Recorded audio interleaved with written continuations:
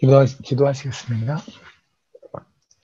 주님 감사합니다. 저희를 또 말씀 앞에 세워주시니 감사합니다. 말씀을 듣고자 합니다. 말씀해 주십시오. 예수님 이름으로 기도드렸습니다. 아멘. 우리 그 토요일에 아가서 사경회 할 때 뵀던 분들이 대부분이고, 그때 못 뵀던 분들도 있어서, 그때 못 뵀던 분 같은 경우는 일주일 만에 보는 거거든요. 되게 반갑네요. 그렇죠? 저만 반갑네요. 잠언서 10장 9절의 말씀인데, 제가 그 블로그에 이거를 묵상해 봐달라고 부탁하는, 다 묵상하고 계시는 거죠? 그죠? 그냥 아무 묵상 없고 와서 날로 먹겠다 이런 마음이 있는 건 아니겠죠? 근데 9절의 묵상을 어떻게 하시는지 모르겠어요. 사실 이 말씀이 우리가 잠언서 6장의 말씀에서 12절서부터 나왔던 구부러진 말을 하고 해서 우리가 pervert라는 단어 있었잖아요. 그죠? 폐역한이라는 말, 폐역하다라는 말을 하면서 한번 나눴었거든요. 그래서 아마 여러분이 그 구절에서 구분기를 행하는 자라는 것은 폐역한 자, 그죠? 그런 걸로 아마 묵상을 하셨을 거예요. 저도 마찬가지로 그렇게 묵상을 했는데, 그런데 오늘 여러분하고는 조금 좀 다른 각도에서 좀 보려고 해요. 일단 우리가 그 바른 길로 행하는 자는 걸음이 평안하려니와 굽은 길로 행하는 자는 드러나니라. 굉장히 평범해 보이지만 또한 이것도 대칭이 이루어지진 않거든요. 지금 잠언서 말씀을 계속 제가 대칭을 얘기를 하고 있잖아요. 그죠? 시소가 있다면 중간에 이렇게 있으면 얘하고의 길이가 같아야 돼요. 균형이 맞춰지려면. 맞죠? 그러니까 지금 잠언서는 대체로 어떤 결로 연결되냐면 중간에가 그러나나 그리고라고 하는 병렬 구조를 일으키는 접속사로 이루어져 있죠. 그리고 걔를 중심으로 앞에 한 문장이 있고 뒤에 한 문장이 이렇게 있는. 그러니까 앞에 있는 문장이 만약에 이 형식이다. 예를 들면 나는 학생이다라고 했다면 뒤에는 그리고 또는 그러나 그는 학생이 아니다. 이런 식으로 무게가 같아야 된다는 얘기를 계속해서 제가 말씀을 드렸고, 그래서 아마 여러분도 그 얘기를 반복해서 듣다 보니까 아마 잠언서 10장 9절도 뭔가 이게 무게가 좀 맞지 않는 듯한 느낌이 들어서 아마 고민을 해 보셨을 거라고 믿고요. 일단 내용은 이럴 것 같아요. 바른 길을 행하는 자는 걸음이 평안하대요. 근데 굽은 길을 행하는 자는 드러나니라. 드러나니라 그럼 좀 이상하죠. 그죠? 그래서 바른 길로 행하는 자는 걸음이 평안하다라는 거는 맞는데 뒤에는 그 굽은 길로 행하는 자는 평안하지 않은 것이 드러날 것이다. 이렇게 돼야지 말이 좀 맞죠. 이해되십니까? 그죠? 근데 다만 문맥상으로 본다면 문맥 안에서 약간의 우리가 행간을 읽으면 바른 길로 행하는 자는 걸음이 평안한데, 이것이 만약에 그냥 눈으로 보기에도 바른 길로 걷는 자가 평안하다고 그러면 굳이 말할 필요 없는 거죠. 그죠? 어떤 사람이 건강하게 걸어가는 사람을 보면서 참 저 사람은 건강하게 걸어간다. 이거는 의미가 없는 거잖아요. 그죠? 그러니까 바른 길로 걸어가는 사람은 분명히 평안하지 않아 보여요. 그런데 하나님이 보시기에 영적인 눈으로 봤더니 그는 평안한 거고, 뒤집어가면 굽은 길로 가는 자는 평안해 보여요.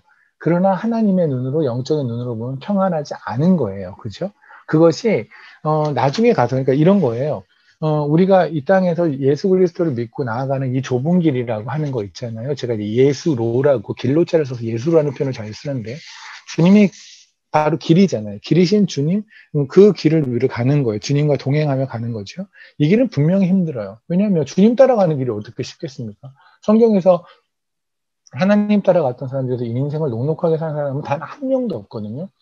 그 길은 분명히 힘든데, 그런데 나중에 히브리서 11장 같은 데를 보면은 그는 믿음으로 결국은 뭐예요? 하나님이 기억하신다. 그죠? 하나님이 원하시는 삶을 살았다라고 하는 거죠. 그래서 인간의 눈으로는 분명히 불편해 보여요. 우리가 믿는 사람의 눈으로도 정말 대단하다라는 생각이 들 만큼 불편한 삶을 산 건 맞는데, 하나님이 보시기에는 그토록 좋은 삶을 산 거고, 그걸 왜 하나님께서는 평안하다는 말까지 쓰시냐면, 여러분도 아마 아시겠지만 고난 안에 있다 보면 우리가 붙잡는 건 더욱더 주님의 손을 붙잡죠. 그죠? 애들 보면 그러잖아요. 평상시에는 과자 봉지 두 개 이렇게 하고 다니다가 뭔가 약간 좀 위기에 처하거나 만약에 이렇게 좀 이렇게 높은 데서 떨어질 것 같거나 이러면은 아빠 엄마 손을 그렇게 꽉 잡잖아요. 그죠? 그런 것처럼 우리가 어떤 순간이 되면 하나님의 손을 꽉 잡는데, 하나님 입장에서 그게 평안이라는 거예요. 하나님의 손을 잡고 있고 하나님 얼굴을 쳐다보고 있고 그것이 평안이니까, 좁은 길에서 예수를 쫓아가면서 주님 따라 사는 삶은 분명히 힘들어요.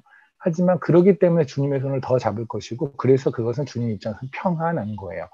그러면 반대로 얘기하면 구분길. 그럼 구분길이란 걸 제가 다시 한번 지난번에 구부러진 그 폐역한이라는 말을 설명했는데, 다시 한번 오늘도 조금만, 그냥 우리가 할 얘기가 오늘 되게 많거든요. 여러분들이 놀랍죠? 이 한 절에서 어떻게 할 얘기가 많을까 싶은데, 무지하게 할 얘기가 많아요. 그래서 제가 지금 걱정이 막 돼요. 막 걱정이 돼요. 아무튼. 그래서 제가 오죽하면 오늘 할 얘기 중에, 제가, 이건 해야겠다라고 했던 것 중에 이거를 제가 토요일 날로 아가서로 토스한 내용도 있어요. 그것까지 다 하면 우리가 오늘, 여러분이 잠을 못 잘 수도 있어요. 그래서 어쨌든.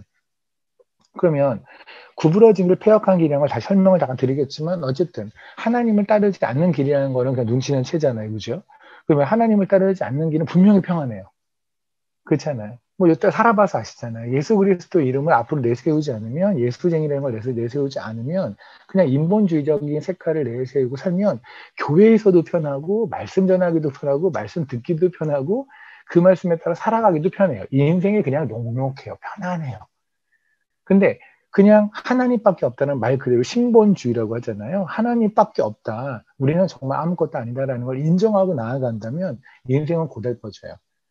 그죠? 근데 거꾸로 하나님이 아닌, 하나님이 빼고 인생, 하나님을 대강 얹히고 그냥 넣다 뺐다 하면서 이렇게 가는 길은 하나님이 보시기엔 구부러진 길이에요. 그런데 인간이 보기엔 굉장히 평안한 길이죠. 그런데 하나님이 보시기엔 거기는 평안이 없다라고 지금 단정지어 말씀하시는 건데, 이것이 그냥 그렇게 살았다 끝이 아니라 나중에 다 드러날 거라고요. 그러니까 이것이 제대로 산 삶과 제대로 살아가지 않은 삶, 하나님이 원하는 삶을 사는 사람과 살아가지 않는 사람의 삶은 결국 드러나는데, 그 드러나는 시점은 제가 요번에 그 블로그에도 썼지만, 우리가 하나님께서 우리의 원한을 갚아주시는 시점은 주님이 오실 때라고 말씀을 드렸잖아요. 그죠? 그래서 여러분 살아 생전에 내가 하나님의 길을 쫓아갔는데 그것에 대한 무엇인가의 어떤 피드백이 있거나 어떤 보상이 있을 거라는 기대는 저는 버리시는 게 그냥 신간편해요. 그냥 그건 버리시고요. 나중에 주님 앞에 섰을 때, 오늘도 왜 저는 몰랐는데 우리 찬양 인도하는 형제 중에 기업이라고 있잖아요. 할아버지가 이제 돌아가셨는데, 그렇게 인간은 다 그렇게 되잖아요. 오늘 뭐 이제 샌디랑 잠깐 이제 만나서 얘기를 했는데, 샌디가 얼마 전에 이제 외할머니죠, 저희 장모님이 돌아가신 거에 대해서 소회를 하면서 그런 얘기를 하더라고요. 외할머니 예전에 있던 사진 같은 거, 젊었을 때 사진 보면 진짜 미인이셨는데, 그리고 외할머니가 나이가 들어서도 내가 옛날에 한가닥 했다라는 게 그렇게 자랑을 삼고 사셨는데, 근데 나이 80 넘어서 이제 돌아가신 이 시체, 그 주검을 보니 아무런 의미가 없다는 거죠. 그냥 그 젊었을 때 예뻤던 모습, 피부가 어땠다, 사람들이 나 얼마나 예뻐했다, 뭐 아무런 의미 없다라는 거죠. 그죠? 결국은 우리가 어느 정도 시간이 지나면, 지금 형우도 뭐 지우를 안고 있고 뭐 이러는데, 지우가 형우 나이 때쯤 되면은 여기 있는 사람들 중에 많은 사람들이 사라지거든요. 여기서. 그죠? 그때, 그 사라졌을 때, 주님 앞에 섰을 때, 그때 다 드러날 거라고요. 제대로 살았는지 아닌지를 드러날 거라는 얘기를 하신 것 같아요. 그게 지금 9절에 얘기일 거예요. 잘 정리하면, 바른 길로 행하는 자는 결음이 평안하고요. 굽은 길로 행하는 자는 결음이 평안하지 않다. 그게 하나님 쪽의 입장이고, 그 모든 것은 결국 다 드러날 것이다 라는 거죠. 이때 드러날 거라는 거를 영어로 하면 will become known이라고 다 알려질 거야 라고 되어 있거든요. 누구한테 알려질 거냐면 결국은 하나님에게 알려질 거겠죠. 그죠? 또는 결국 나중에 하나님의 그 심판대 앞에 섰을 때, 지금은 예수 그리스도를 거부하거나 예수 그리스도의 길을 가는 것이 옳다고 말하는 사람들을 거부하는, 교회 밖에도 교회 안에도 있는 그들이 나중에는 다 그들조차도 이것이 어떤 게 옳았는지를 다 알게 될 거라는 얘기겠죠. 네, 그렇습니다. 그러면 일단 9번, 우리가 뭐 앞에 있는 뭐 바른 길이라는 거, 그리고 굽은 길, 바른 길은 뭘까? 그러니까 우리가 보통 바른 길, 옳은 길 이렇게 할 수 있는데, 영어로 하면 integrity, 그러니까 완전한 길을 의미를 해요. 그러니까 바른 길을 여기서 그 히브리어, 그러니까 원어로 가면 그냥 완전한 거, completeness예요. 그냥 완전한 길을 가는 자. 근데 완전한 길을 가는 자가 어디 있어요, 세상에. 그죠? 그건 뭐냐면 완전한 분과 동행하는 사람들이죠. 그러니까 예를 들면 뭐죠? 우리 중에 의인은 없어요. 그런데 하나님이 우리를 의인이라 불러주시잖아요. 그죠?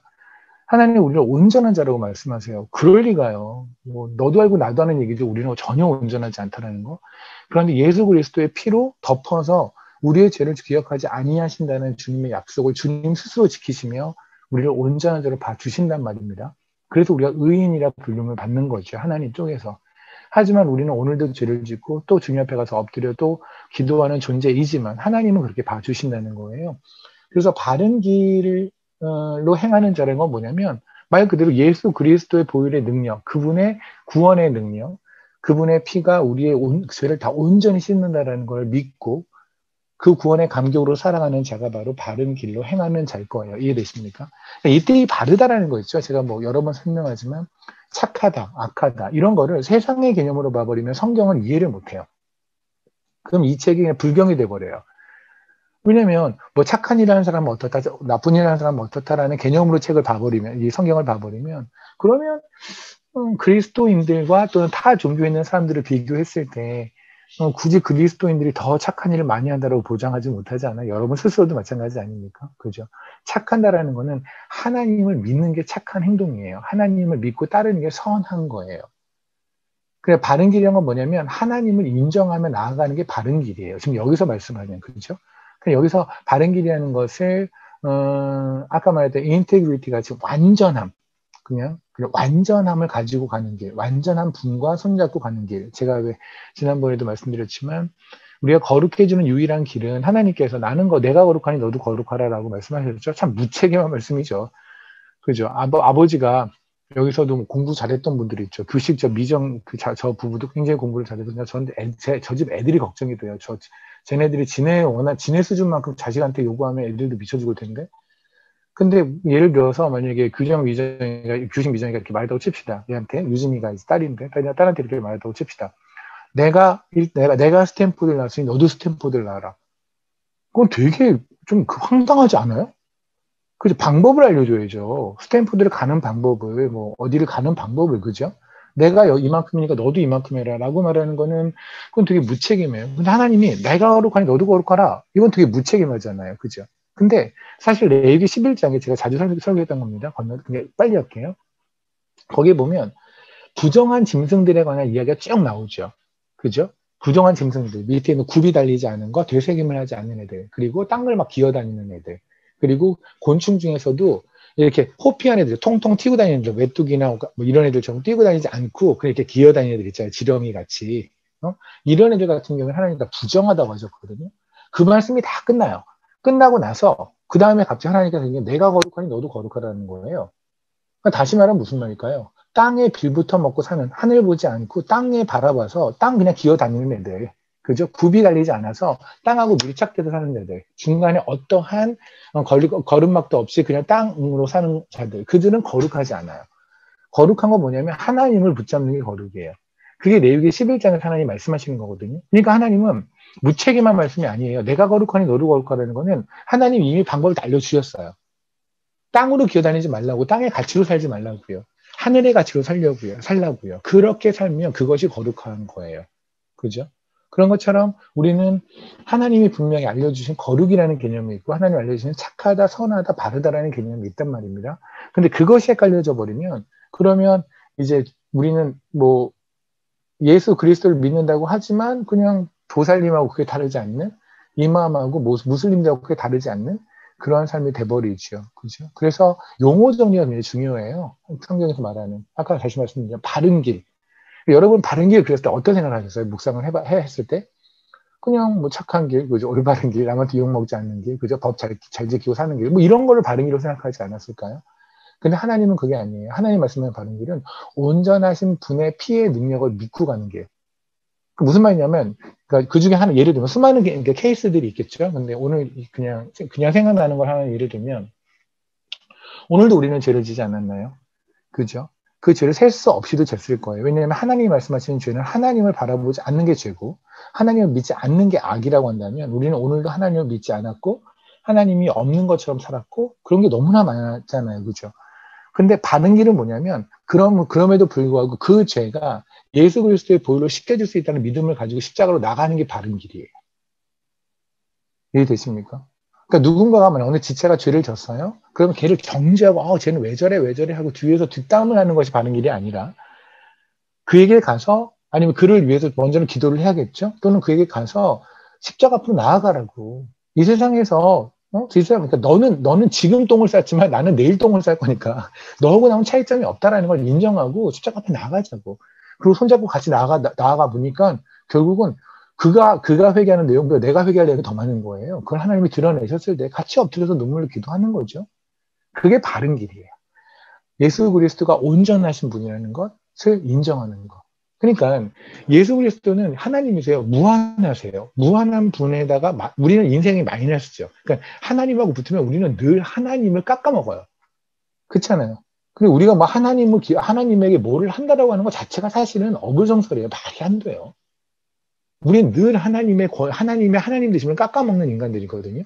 그런데도 불구하고 하나님은 우리가 동행하시길 즐겨하세요. 그러면 만약에 하나님이 100이라고 하면 우리가 인생이 항상 마이너스면 이 결론은 하나님과 우리가 동행한 인생은 99가 되지 않습니까? 그잖아요. 하나님 100, 우리는 마이너스 1 이러면 마이너스 100, 10, 20, 30 이렇게 되겠지만 그냥 깎아서 마이너스 1이라고 합시다. 그러면 99가 되는데요. 그럼에도 불구하고 하나님 우리랑 동행하시는 건 하나님 자신에 대한 자신감이에요. 그분은 무한이거든요. 무한에는 아무리 마이너스 우리가 갖다 붙여도 우리가 마이너스 억이어도 결국 답은 무한이에요. 그게 하나님 스스로에 대한 자신감이에요. 그 온전하심을 믿고 가잔 말입니다. 아멘. 그럼 이제 바른 길에 대한 설명은 잠깐 설명이 됐다고 생각하고요. 그럼 구분기는 과연 무엇인가? 그럼 뒤집어가면 하나님들을 인정하지 않는 거겠죠? 그 구체적으로 어떻게 나와 있냐면 제가 이거는 예전에 그 잠언서 6장할 때 했던 이야기예요. 그러나 우리가 또 했던 얘기를 다 기억하는 그 정도 수준이 아니기에 저는 아마 같은 얘기를 반복해도 오늘도 새로운 걸 말씀하시는 분이 그럴 수도 있어요. 여러분 좀 누구는.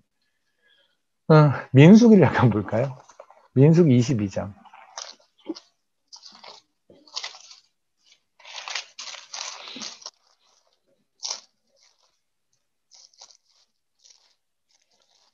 제가 지난번에 한번 말씀을 드렸지만 민수기 22장, 23장, 24장, 그리고 25장까지 특히 22장부터 24장까지의 발람과 발락의 이야기는 여러분이 아주 차분히 묵상해 보시라고 제가 한번 권면을 드렸던 것 같아요. 거기 보면 22장 32절에 이런 말이 나옵니다. 뭐 다 아는 얘기니까 건너뛸게요.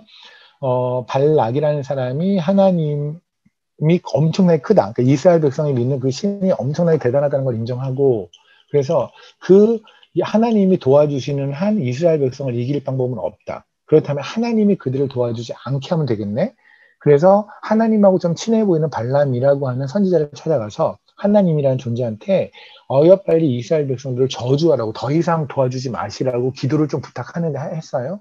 말도 안 되는 얘기죠. 그죠? 왜냐면 하나님은 한 번 축복하기로 한 그 축복을 거두시지 않으시거든요. 제가 왜 이번에 사경에서도 그 얘기 했잖아요. 사탄의 참소에 대한 말씀을 드렸죠. 사탄의 참소. 사탄은 계속해서 말씀하세요. 하나님, 당신이 규식일을 선택한 건 잘못된 거예요. 당신이 승우를 선택한 건 잘못된 거라고 계속해서 참소를 해요. 그런데 하나님은 절대 그들의 얘기를 듣지 않아요. 왜냐면 하나님은 하나님의 결정을 믿거든요. 그분의 결정이 완전한 걸 믿거든요. 그죠? 그러니까 이거죠. 아무리 발람이라는 친구가 하나님을 향해서 이스라엘 백성을 저주하세요라고 하더라도 하나님 쪽에는 듣지를 않아요. 그러니까 애초에 급을 다물라라고 하나님 말씀하셨어요. 시끄러. 조용히 하고 있어. 라고 했는데 그럼에도 불구하고 발람은 지금 발락이 약속한 여러 가지 것들이 되게 좋았나 보죠. 그죠? 그걸 갖고 싶었나 보죠. 결국은 나귀를 타고 가요. 일단 하나님께서는 갑자기 이솝우화를 찍기 시작하시죠. 나귀한테 말을 시키면서까지 발람을 막아요. 그죠? 사실 이게 성경에만 있는 얘기는 아니에요. 우리 삶에서도 우리가 가는 길을 막으실 때 하나님께서는 정말 신묘망측한 방법으로 우리의 길을 막으시는 경우 아마 경험하신 적 있을 거예요. 그죠? 물론 뭐 저도 나귀하고 대화해서 이런 분이 있다면 뭐랬어요? 잠깐 아닐 것도 같은데. 근데 그 경우는 아니어도 우리 삶에서 많은 게 있었을 거예요. 그죠?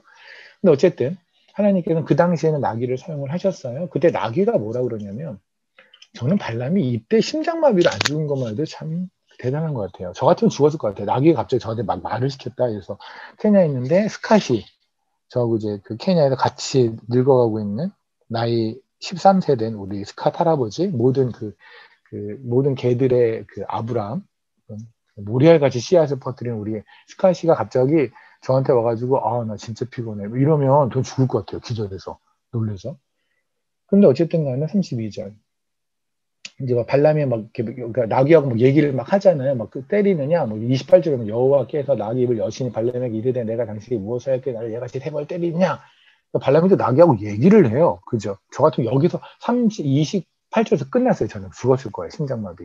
근데 발람은 뭐가 있는지 어떻게 대화를 해요.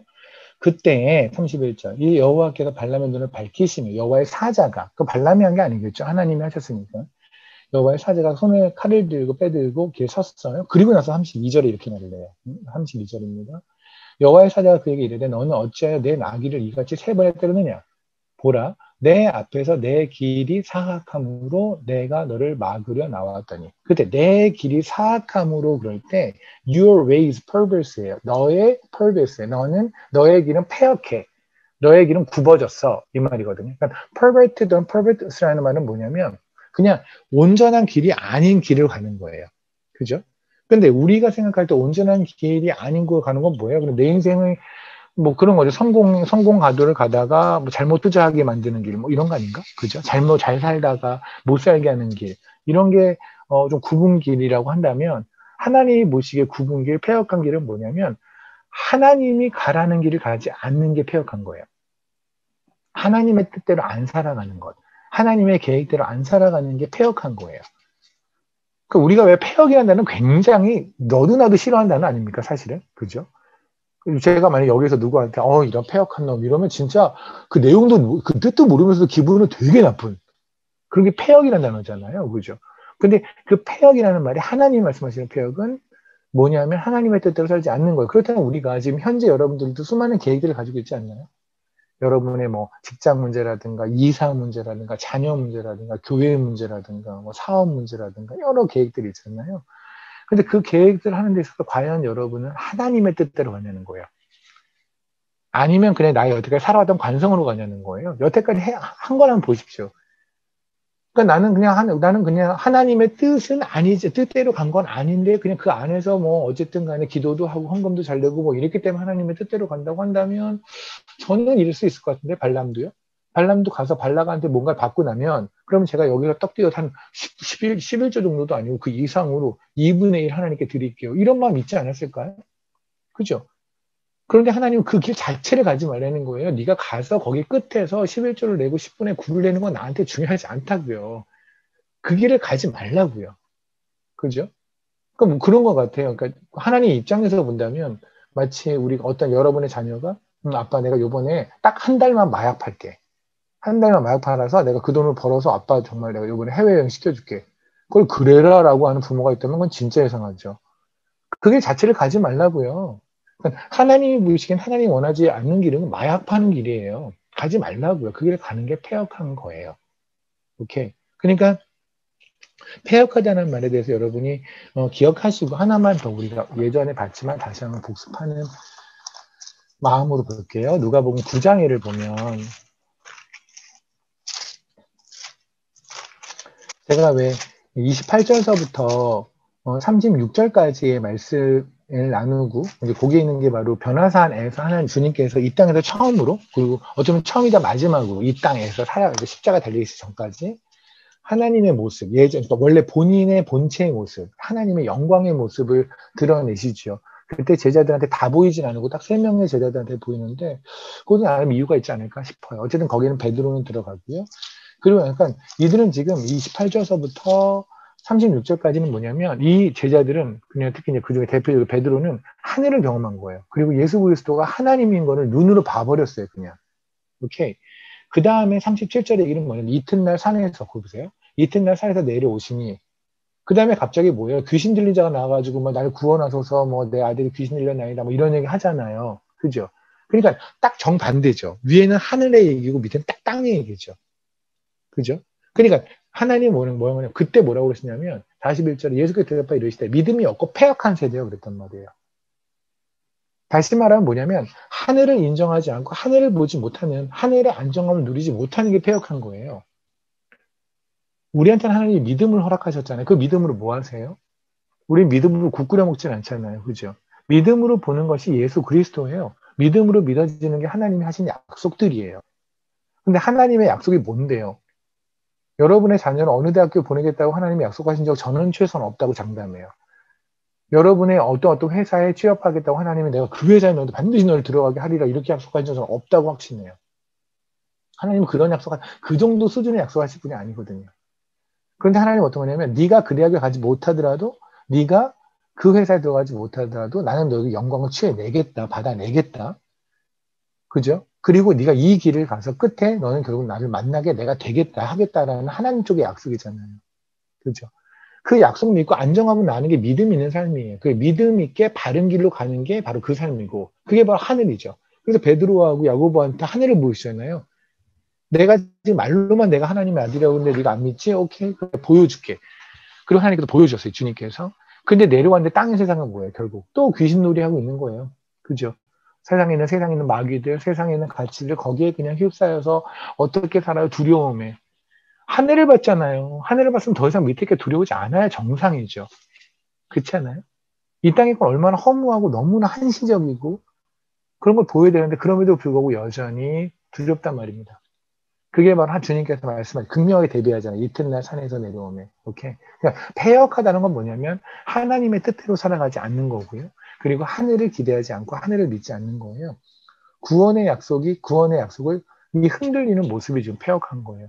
다만 우리의 삶이 이제 제가 오늘 본격적으로 나올 건 뭐냐면 그런데 문제는 뭐냐면 우리가 온전히 바른 길로 온전한 예수 그리스도만을 믿고 나아갈 수 있냐는 거예요. 우리가 절대로 구부러진 길 또는 패역한 길 그런 길을 가지 않을 자신 있으시냐고 여러분들은. 저는 없거든요. 그죠? 그러니까 사실 10장 9절의 말씀은 굉장히 옳은 말씀이고 그리고 믿음으로 취할 말씀이지만 하지만 그럼에도 불구하고 굉장히 두렵고 떨리고 그걸 떠나서 뭔가 좀 황당해까지 보이는 어차피 우리 수준 자체가 그렇잖아요. 하늘을 믿지만 당장 내 통장에 있는 잔고가 좀만 벼도 맞죠? 믿어요. 내가 우리 아이가 뭐 대학교 가고 뭐 이런 걸 떠나서 하나님의 일을 어떻게든 할 수 있는 걸 믿어요. 그럼에도 불구하고 애가 성적을 받아오면 뭔가, 그죠? 애가 와가지고, 엄마 나 100점 맞았어. 90점 맞았어. 그런데 엄마는 안 기뻐해요. 엄마는 뭐라고 하냐면 90점 몇 명이야? 이래요. 그래서 90점, 우리 반 반이 90점이야. 그러면 하나도 안 기뻐요. 들어가서 밥이나 처먹어라. 그러죠. 근데 엄마 나 90점이야. 근데 니네 반 몇 명이 90점이야? 나하고 누구하고 두 명만 90점이야.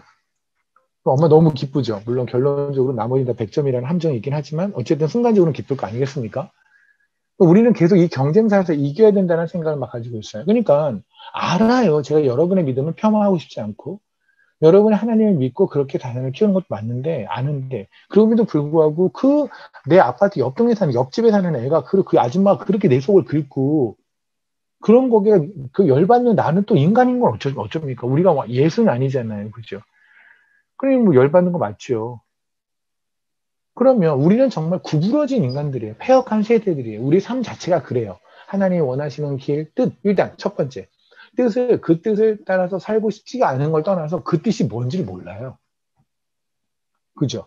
하나님의 뜻이 뭔지를 모르니까 하나님의 뜻대로 못 살고, 거꾸로. 하나님의 뜻을 알긴 하지만 그 길이 너무 터프하고 너무 힘들게 보이니까 그냥 또 하나님에게 이건 아닙니다. 다른 길을 주십시오 하면서 또 그 길을 안 살고. 어쨌든 간에 우리는 하나님의 길을 안 쫓아가는 구부러진 세대, 패역한 세대들이에요. 맞아요. 맞죠? 그리고 하나님이 주신 믿음대로 우리는 살아가지 못해요. 하나님이 주시면서 하늘을 보라고 했지만 결국 나는 오늘도 땅을 보면서 살았고 또 내일도 우리는 그럴 거예요. 아무리 이 말씀을 우리는 들었지만 그럼에도 불구하고 또 내일도 그렇게 살아갈 거란 말입니다. 그죠? 이 일을 어쩌죠? 그러면 하나님께서 우리가 이런 상태인 걸 모르실까요? 천만에요. 우리가 이것보다 그러니까 우리가 예상하는 것보다 우리가 더 이상하거든요. 여러분이 생각하는 여러분 자신보다 여러분은 더 이상해요. 그 중에 제일 이상한 게 저고요. 우리 되게 이상하고 되게 못났어요. 그래서 주님께서 십자가에 달려 죽으셨잖아요. 그러니까 우리가 지금 생각할 때 주님 저는 이렇게 죄를 졌고 이런 죄인입니다 라고 말하는 것 정도의 수준의 죄인이라고 하면 십자가에 주님 죽으실 이유가 없어요. 그러니까 우리가 지금 고백하고 인정하고 인식하고 있는 죄의 개념, 하나님에게 패역한 개념, 패역하다는 어떤 사실, 그것보다 우리 진짜는 훨씬 더 우리는 빙산에서 꼭대기 요 정도만 보고 우리가 죄인이 요 정도군요 라고 한다면 주님은 우리의 죄는 사실은 이 밑에요. 이만한 빙산이 바닷속에 있는 이것까지 주님이 보시니 하나님 보시니 얘는 도저히 답이 없다. 그래서 주님이 십자가 죽으신 거거든요. 그렇다면 보세요. 하나님은 우리가 인정하는 것보다, 인식하는 것보다 우리가 더 가능성이 없다라는 걸 폐역하게 살고 구부러지게 산다는 걸 너무 잘 아세요. 그죠? 그럼에도 불구하고 하나님께서 이렇게 무리한 얘기를 하신 건 뭘까요? 그건 하나님이 하시겠다는 거죠. 그렇잖아요. 내가 폐역한 너를, 구부러진 너를 바른 길로 살게 만들 거야 라는 하나님 쪽의 약속이란 말입니다. 그래서 오늘은 제가 구체적인 한 예를 들게요. 하나님께서 굉장히 폐역한 백성, 우리는 이제 성경의 말씀에서 자세히 보지 않으면 그렇게 보이지 않을 수 있는데, 근데 오늘은 여태까지 나누지 않았던 말씀이에요. 제가 이제 많은 말씀을 워낙 많은 얘기를 했기 때문에 뭐 어떨 때는 뭐 여러 개 이야기가 겹치기도 하고 반복되기도 하고 그러는데, 오늘은 제가 제 기억으로는 오늘 처음 하는 것 같아요. 지난번에 우리 최현호 목사님 계시잖아요. 저기 집사님 계시잖아요. 최현호 집사님께서 저한테 질문을 한번 했어요. 왼손잡이 에훗이라는, 아시죠? 사사기에 왼손잡이 에훗이라는 사람이 있습니다. 여기 얼굴을 보면 당연히 누군가는 아는 것 같고, 누구는 누구요? 왼손잡이요? 그러면서 하는 분이 있는 것 같은데, 해가 왼손잡이 에훗이라는 사람이 있는데, 왼손잡이 에훗이라는 사람이 왜 하나님께서 왼손잡이라는 말을 하셨을까요? 여러분들도 궁금한 분 있지 않아요? 하나도 안 궁금한 것도 복이라고 제가 말씀드렸죠. 그냥 인생이 편하죠. 하나도 안 궁금하니까. 공부할 필요도 없고, 연구할 필요도 없고, 고민할 필요도 없으니까. 근데 이제 최현우 집사님 분명히 궁금하셨고, 여러분 중에서도 분명히 궁금한 분 있을 거예요. 그래서 뭐 네이버를 가든 구글을 가든 가서 이제 검색도 해보고 뭐 이래서 아마 나름의 답을 찾아서 그게 그렇겠다라고 생각하셨을 텐데, 저는 이 왼손잡이 에웃의 이야기에서 오늘 잠언서 10장 9절 답을 발견을 했어요. 제가 나눈 거를 한번 말씀을 나눠볼게요. 한번 같이 가봅시다. 사사기를 봅니다. 사사기 3장.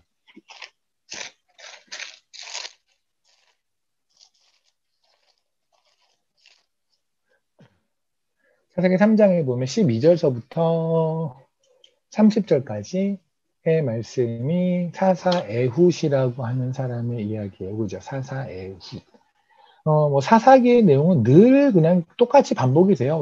뭐 그냥 똑같이 뭐냐면 왜 이스라엘 백성은 패역했다, 하나님께서 깠다. 근데 까시는 방법은 주로 옆에 있는 나라들이 그 나라에 이스라엘 점령하게 만들었다. 조금 지나니까 애들이 막 비명 지르고 살려주세요 했다. 하나님 사사 보냈다. 사사라고 한다는 거는 뭐냐면 왕은 아니에요. 사사는 왕은 아니고 그건 그러니까 급으로 하면 선지자급 같은데, 선지자하고 좀 다른 게, 선지자가 보통 말로 하나님의 말씀을 전했다면 사사는 말로 전하기보다는 가서 일찍 정말 싸운 자, 그죠? 뭐 이렇게 되는 거겠죠. 어쨌든 사사를 보내서 해결을 했어요. 그럼 해결하면 그때 너무 감사합니다, 하나님 감사합니다 그랬다가 좀 있으면 또 까먹어요. 우리 인생이죠, 뭐. 그죠? 막 고난에 닥치면 하나님 그랬다가도 고난이 살짝 풀리고 좀 평안하면 또 까먹고 살다가 또 다치면 하나님 뭐 이런 거. 그래서 이제 그러면 또 사사 또 보내고 막 계속해서 보내는. 그러니까 마지막 사사라고 했을 때 사무엘도 일종의 사사거든요. 그죠? 마지막 사사를 사무엘까지 보는 게 저는 맞다고 생각해요. 어쨌든 간에 그 사사 중에 에훗이라는 사람이 있는 거예요. 우리가 알고 있는 사사 중에서 유명한 사람, 삼손 같은 사람이 유명한 사사죠. 기드온 같은 사람이 유명한 사사예요. 네. 그래서 에훗. 막 갑자기 또 삼손에 대해서 하고 싶은데 그냥 확 끌어올렸는데, 이거 다 하면 우리 잠 못 자기 때문에 제가 오늘은 인내와 절제를 철저하게 발휘해서 머릿속, 가슴속에서 뭔가 나오고 싶은 얘기 다 없애버릴게요. 없애고 아가서로 사경으로 넘길게요. 또 아가서 사경 너무 우리 오래 안 하기로 했잖아요. 1시부터 한 7, 그때 제가 8시까지만 했는데 그날 저 다음날 거의 막 죽을 뻔했는데. 근데 어쨌든 간에 어쨌든 주님 기대해 봅시다. 사사기 3장 봅니다. 12절 이스라엘 자손이 또, 그렇죠. 또예요, 또. 그냥 또 그래요, 또. 이게 이스라엘 자손이지 말고 그냥 여러분 이름을 넣으면 돼요. 그죠? 주진 자매가 또 이런 식으로 그냥 이렇게 또 그랬다, 또 그랬다. 최은호가 또 그랬다, 뭐 이렇게 하면 돼요. 이스라엘 자손이 또 여호와의 목전에 악을 행하니라. 이스라엘 자손 여호와의 목전에 악을 행함으로. 그럼 무슨 악을 행했다는 거예요? 그러니까 이런 게 잘 보이는 거. 아까 내가 그랬죠. 악을 행했다는 말을 오해하지 마실 게, 이 사람들이 가가지고 갑자기 뭐 이상한 우상만 섬기고 뭐 이랬다? 뭐 그런 것도 있겠죠. 그런데, 그렇게 따지면 우리는 지금 뭐 여러분이 방에 몰래 불상 하나 놓고 있거나 그러진 않잖아요. 그죠? 하지만 돈이 우상인 것도 맞잖아요. 그죠? 세상의 스펙이 우상인 것도 맞잖아요. 그렇다면 뭐가 달라요? 그죠? 그러니까 사실은 여기서 악을 행한다는 건 뭐지? 그랬잖아요. 선이 하나님을 믿는 거면 하나님을 믿지 않는 거. 하나님을 믿지 않는 건 뭐냐면 하나님의 하나님 되심을 믿지 않는 거. 그럼 하나님의 하나님 되심을 믿지 않는 못하는 길이 지름길이 뭐냐면요. 말씀을 안 보는 거야. 말씀을 안 보면 하나님이 누군지 몰라요. 그러니까 하나님을 믿는다고 말을 하지만 하나님을 제대로 믿지는 못하는 거죠. 헛소리 하는 거죠. 그냥 뭐 설교 시간에 막 헛소리 하는 거죠. 제가 예전에 어느 모 교회에 이제 갔는데 거기도 되게 큰 교회예요. 거기에서 이런 설교를 한번 했었어요. 제가 저보다 그 전주에 왔던 어떤 강사가 그런 말을 했었대요. 나름대로 뭐 무슬림 사역을 좀 안다는 분, 근데 알고 봤더니 그분이 이제 어떤 선교, 한국에 또 유명한 그 단체를 내서 청년들이 굉장히 많이 가서 거기서 배우고 막 이런 데가 있어요. 거기에 이제 리더인데, 알고 봤더니 그분 스스로는 3년인가 밖에 선교를 안 하셨더라고요. 저는 뭐 인생 대부분 선교하신 분들이 그렇지 않았는데. 근데 어쨌든 이분이 하신 얘기 뭐냐면, 무슬림 선교인데 무슬림들이 왜 이렇게 막 확장되느냐. 그 이유가 뭔지 아냐. 애를 많이 낳아서 그런다. 그러니까 무슬림과 우리가 싸우려면 우리도 애를 많이 낳는다. 뭐 말 같지도 않은 소리를 하더라고요. 세상에. 만약에 그게 선교 방법이면 주님은 하나님이요. 저 때부터 옛날서부터 지금까지 그냥 잘난 집들 있잖아요. 그냥 엄마 아빠 믿음 좋았던 집 있잖아요. 엘리자베스 사가랴 같은 거 있잖아요. 그럼 그 집에 왜 세례 요한만 줘요? 애 한 100명 주지. 100명 좀 오바다. 어쨌든 간에 그렇게 줄 수 있잖아요. 그렇게 하면 되지. 아니, 애를 주시는 분이 하나님이잖아요. 그럼 하나님이 이 땅을 전도하는 게 쪽수로 미는 거라고 한다면, 그죠? 어떻게 무슨 말 같지도 않은 소리들 이렇게 해요. 근데 그 말 같지도 않은 소리들을 사람들이 왜 하냐면 하나님 누군지 몰라서 그래요. 그러니까 본인은 믿는다고 하겠죠. 설교 시간에 그러겠으니까. 그 큰 교회에서 사람들 앞에서. 물론 또 이제 사람들은 아멘 그러고 뭐, 그래 오늘 우리가 애 한번 만들어 보자 뭐 이런 하나님의 영광을 위해서 만들어 보자 뭐 이랬겠죠. 그죠? 근데 과연 그걸까요? 그러니까 본인에서 그 말씀을 전하는 거나 그 말씀에 아멘하는 사람들은 나는 하나님을 믿어 라고 생각하지만 하나님 쪽에서는 하나님을 믿는 게 아니죠. 그렇잖아요. 하나님이 아닌 하나님을 믿고 있는데 얘가 무슨 하나님을 믿는 거예요? 그러니까 하나님을 믿는다는 것은 하나님이 말씀하시는 하나님을 믿는 거예요. 악한 거는 하나님이 말씀하지 않는 하나님을 믿거나 또는 하나님을 믿지 않는 거. 그러니까 하나님을 믿지 않는 것과요. 잘못된 하나님을 믿는 거는 동급이에요. 근데 우리는 이 부분에 대해서 교회에서 굉장히 스펙트럼이 넓죠. 이 부분, 그러잖아요. 뭐 하면, 너무 지나치게 예민하다. 뭐 그렇게까지 뭐 이렇게 해야 돼? 그렇게까지 해서 죽은 사람이 바울이에요. 그렇게까지 해서 죽은 사람들이 그들이잖아요. 아니, 유대교에서 말하는 하나님하고, 하나님, 구약에서 말씀하신 하나님인데요? 뭐가 그렇게 다르다고 목숨 걸고, 다른 복음은 없나? 이 복음만이 복음이다. 왜 그렇게 쓸까요? 그죠? 어쨌든. 그러면, 12절, 이스라엘 자손이 또 하나님의 목전에서 악을 행했어요. 잘 드세요. 악을 행했다라는 걸 보면서 아이들이 괜히 나쁜 짓을 했다. 빈부의 격차가 심했구나. 잘 사는 사람들이 못 사는 사람들을 굉장히 구박하고 핍박했구나. 그것도 그냥 one of example은 될 수 있겠죠. 하지만 포인트는 그게 아니라고요. 포인트는 하나님을 믿지 않았다고요. 그러니까 여러분의 삶도 여호와 보시기에 악한 삶일 수 있어요. 하나님이 아닌 하나님을 열심히 믿고 있다면. 그래서 이스라엘 자손이 여호와의 목전에서 악을 행함으로 여호와께서 모압 왕 에글론을 강성하게 하사 그들을 대적하게 하심에 뭐 사실 한 절 한 절 하면 우리가 한도 끝도 없는데 요까지 그래도 갑자기 끌어오르는 마음이 누르지 않고 그냥 할게요. 뭐냐면 에글론 입장에 한번 내봅시다. 여러분 에글론이에요. 갑자기 내가 사업이 엄청 잘 돼요. 지금 그런 거잖아요. 에글론을 강성하게 했대. 그 나라를 강성하게 했대요. 그럼 뭔가 되게 복받은 느낌 아니에요? 근데 하나님은 에글론을 쓰신 이유가 에글론을 좋아해서가 아니라 내 새끼를 때리려고, 내 새끼 혼내주려고. 이해되세요?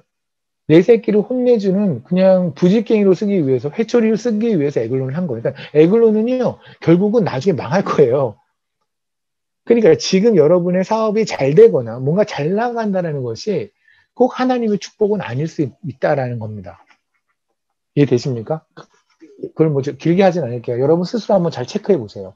내가 지금 뭔가 평안하고 잘 나가는 것이 혹시 하나님께서 나를 에글론 같은 도구로 사용하시는 건가? 에글론도 하나님의 도구니까 저를 그렇게 해서 사용해 주십시오. 이러면 안 돼요. 그런 거는 안 되는 거예요. 13절.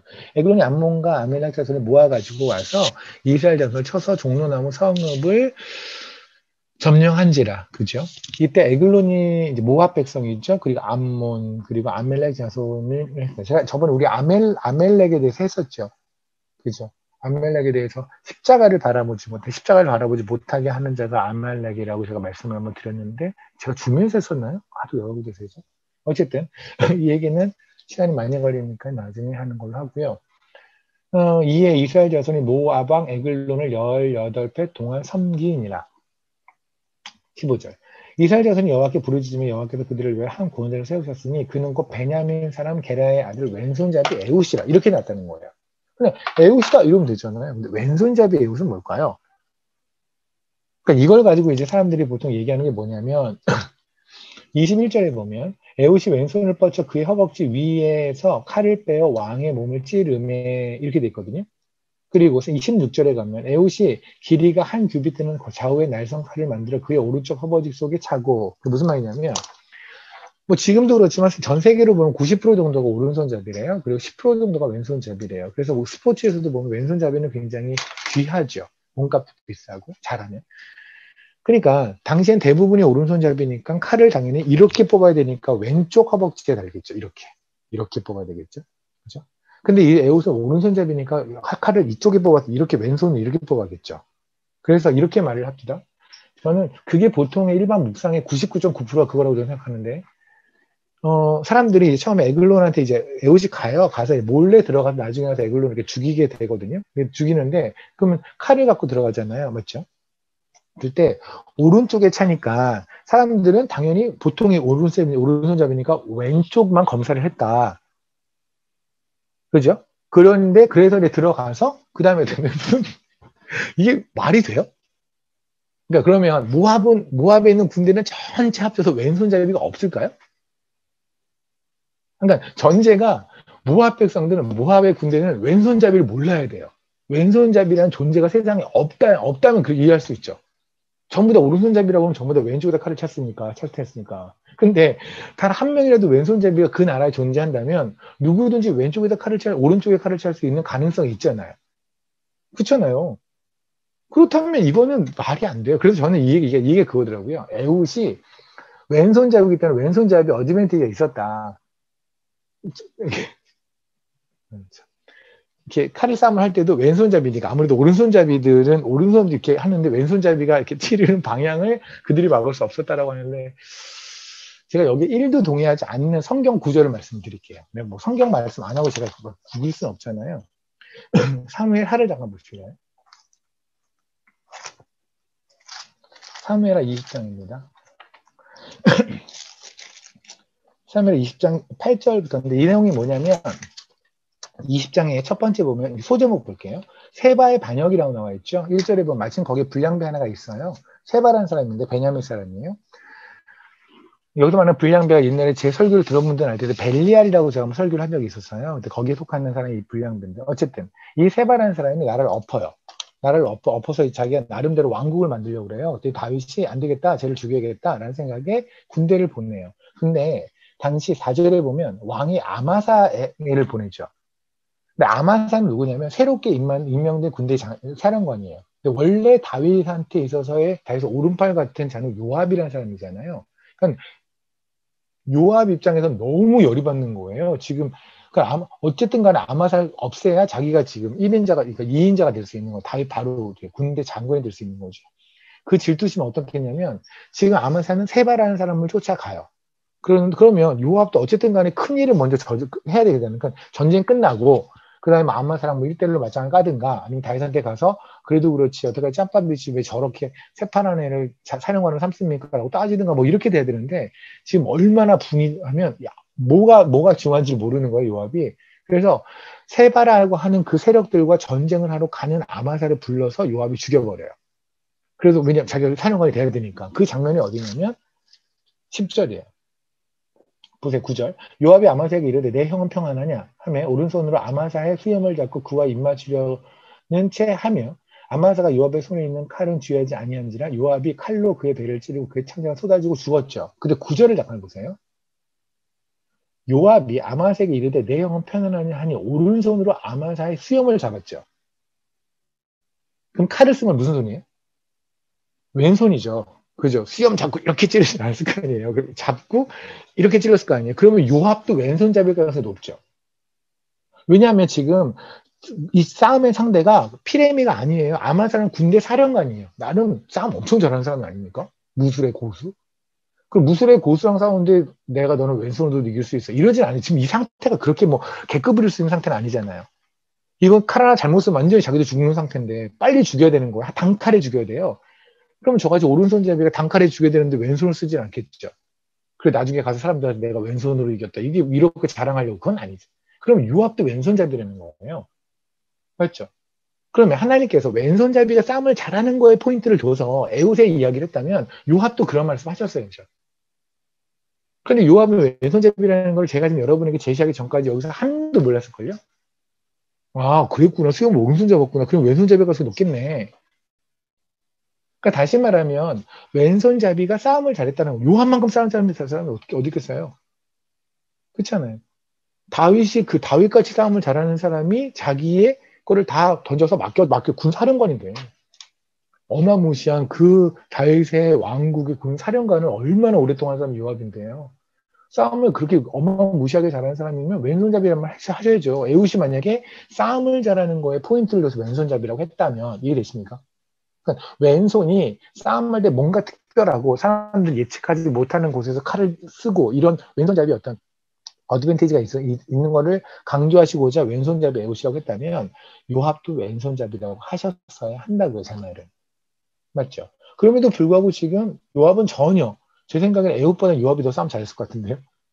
그런데도 불구하고 하나님은 요압에 그렇게 하지 않는 것은 왼손잡이라는 건 단순히 싸움을 잘했거나 내지는 당시에 있었던 어떤 그 사람들의 일반적인 지금도 그렇지만 오른손이 많다? 그런데 왼손잡이는 적다. 그리고 어떤 어드밴티지가 있다. 뭐 이렇게 그런 얘기를 하고자 하는 얘기는 아니었을 것 같아요. 오케이? 또 하나는 그런데 또 하나. 그럼 왼손잡이니까 뭔가 더 칼을 승리해도 좋지 않았겠습니까? 그런데 저는 모르겠어요. 몸수색을 안 했을까요? 아니면 몸수색을 애초에 안 했을 수도 있어요. 그렇죠. 그러니까 칼을 가지고 들어가는 것 자체가 허용되지 않았다는 전제를 한다면 칼을 어떻게 발견하지 못했지? 라는 생각이 들 수 있지만 뭐 또 다르게 보면 칼을 들어가는 걸 허용했거나 아니면 하나님께서 원하셔서 그가 칼에 있는 걸 숨기셨거나 근데 저는 마지막 거에 비중을 둬요. 왜 제가 말살라니 사역할 때 보면 사실 저는 뭐 누구나 아는 크리스찬 선교사잖아요. 그죠? 다 까만 동네에 혼자 있죠? 다 무슬림 동네, 거기다 크리스찬 스쿨이라고 학교 안에 학교에 있는 것 중에 all in God, God is all. 그래서 모든 것은 주 안에 있고 하나님 안에 있고 하나님은 모든 것 안에 있다라는 성경 말씀 딱 적어놓고 건물에 적혀 있거든요. 그러니까 뭐 다 알죠. 사람들이. 모르겠어요. 다 알지. 그런데도 불구하고 저를 갖다가 불러서 뭐 변증도 시키고 뭐 이런 걸 해요. 그런 걸 보면 분명히 하나님은 하나님의 일을 위해서 뭔가 감출 건 감춰주시는 것 같다는 생각이 들어요. 아마 여러분의 삶에서도 그런 게 많이 있는 것 같아요. 저는 그쪽에 묘기를 둬요. 어쨌든 간에. 에웃의 왼손잡이는 무슨 의미가 있을까요? 제가 오늘 묵상을 나눌 테니까 여러분도 고민해 보세요. 뭐 저는 저 앞에서 말했던 다른 분들의 묵상이 다 이상하다. 뭐 저한테는 이상해요. 근데 여러분한테 안 이상할 수 있으니까 여러분이 한번 고민해 보시고 근데 저는 이게 아닐까 싶은데요. 일단 왼손과 오른손이라는 거에 대한 성경적인 개념을 한번 봅시다. 오케이. 우리 성경을 보니까 그죠? 우리가 유치해서 왼손잡이 싸움을 잘했을 거야 뭐 이런 거 말고 성경적으로 창세기 잠깐 볼게요.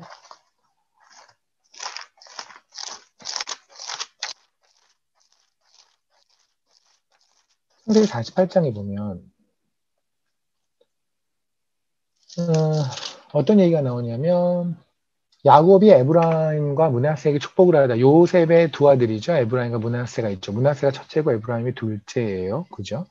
그래서 축복을 하는데 당연히 첫째가 므낫세고 둘째가 에브라임이라고 하면 에브라임은 둘째가 되고 므낫세가 장자권을 받아야 돼요. 맞죠? 그죠? 장자권이라는 거는 세상에서 이스라엘 백성에 매우 중요한 거고 또 하나 그것의 영적인 의미는 제가 장자권에 대한 걸 지금 아가서 할 때 말씀드렸죠. 지난주에. 장자권이라는 건 하나님께 선택된 백성을 말한다. 그래서 우리가 장자들의 모임, 그걸 교회라고 말씀을 드렸었던 걸 좀 기억하는데요. 어쨌든 그래 당연히 이렇게 되는 거죠. 그런데 지금 야곱의 상태가 뭐냐면 야곱의 상태가 눈이 지금 잘 안 보여요. 나이가 워낙 들어서 눈이 잘 안 보이고 뭐 이런 상태예요.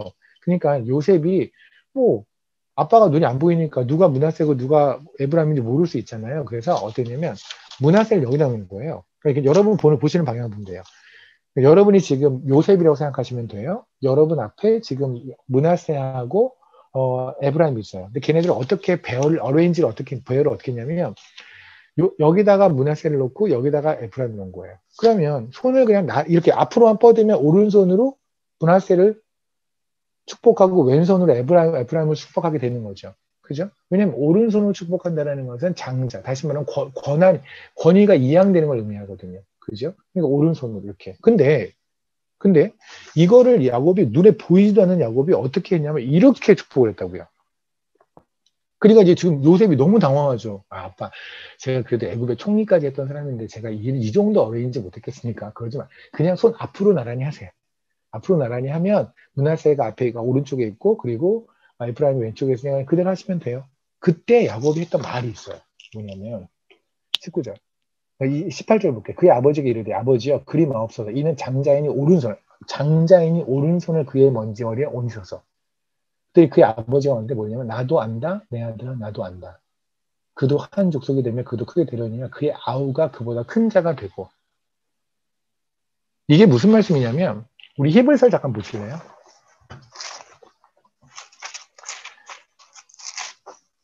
히브리서 11장에 보면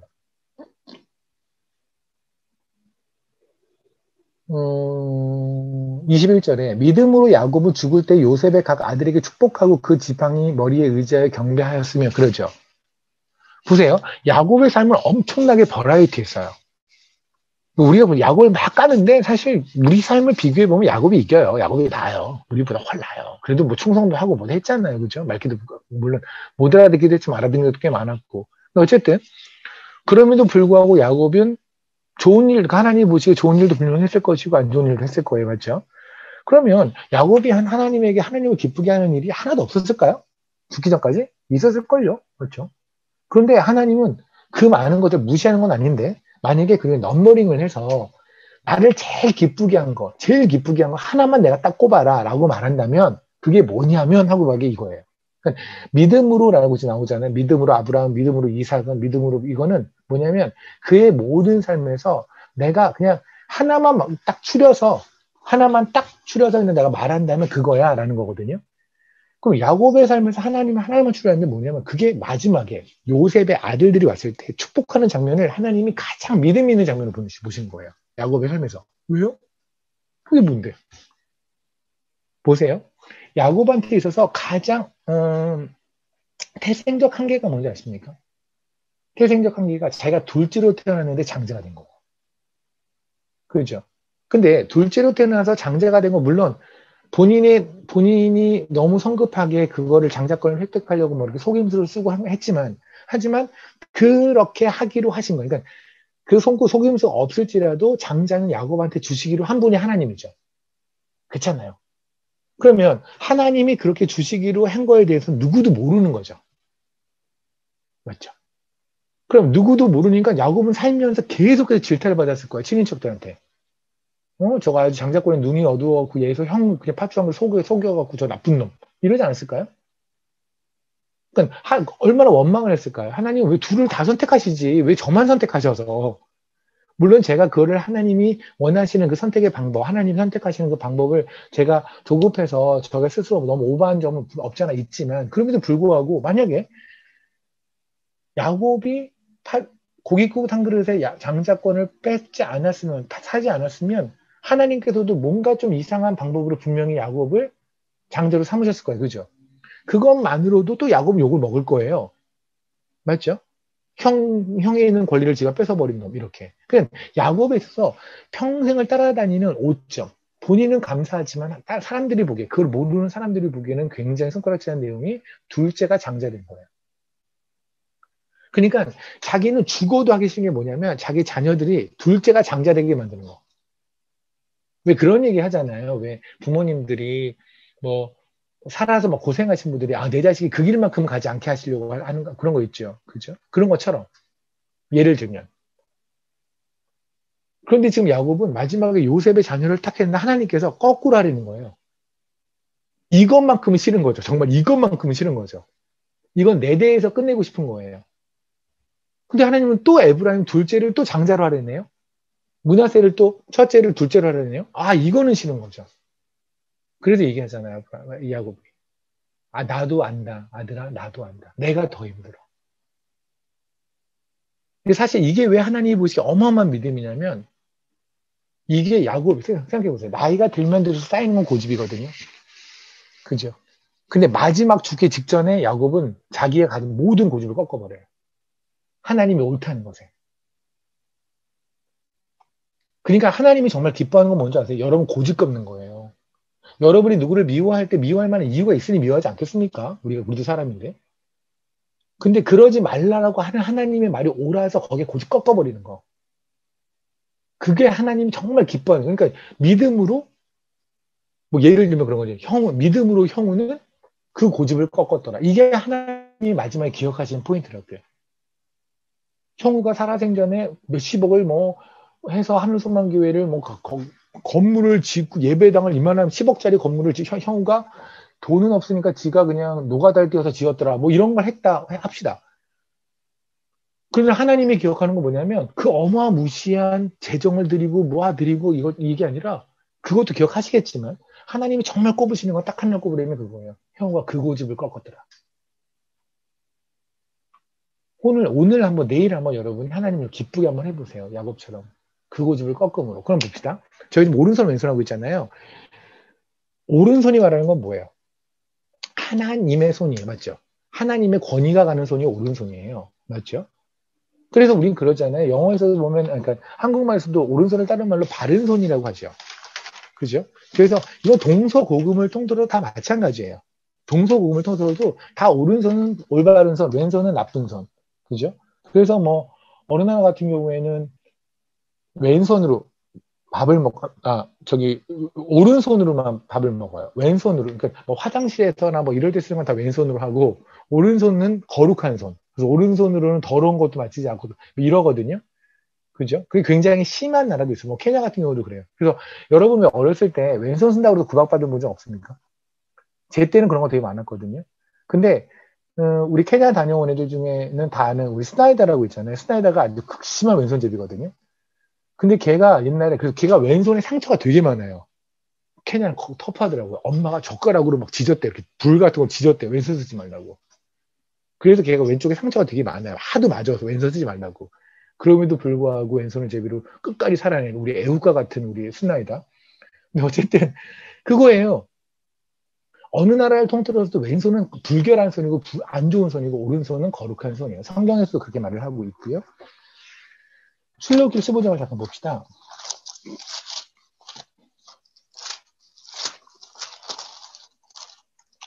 16절입니다.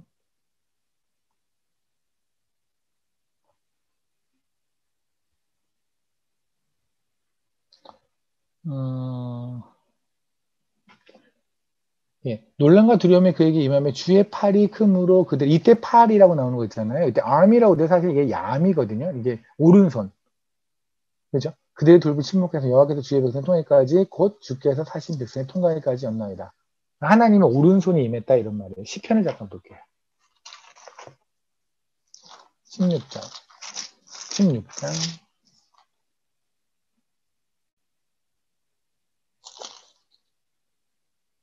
17장 볼게요. 16장에도 볼게요. 8절. 내가 여호와를 항상 내 앞에 모심이여 그가 나의 오른쪽에 계심으로 내가 흔들리지 아니하니로다. 그죠? 17장 볼게요. 하나만 더 봅니다. 7절. 주께서 주께 피하는 자들은 일어나 치는 자들에게 오른손으로 구원하시는 주여. 오른손으로 구원하시는 주여. 그러니까 성경에서도 마찬가지로 오른쪽이라고 하는 것은 올바른 쪽, 하나님이 계신 쪽. 그죠? 왼쪽은 아닌 쪽. 그래서 우리 왜 마태복음도 보면은 염소는 왼쪽에 쓰고 양은 오른쪽에 쓴다고 하잖아요. 그죠? 그렇잖아요.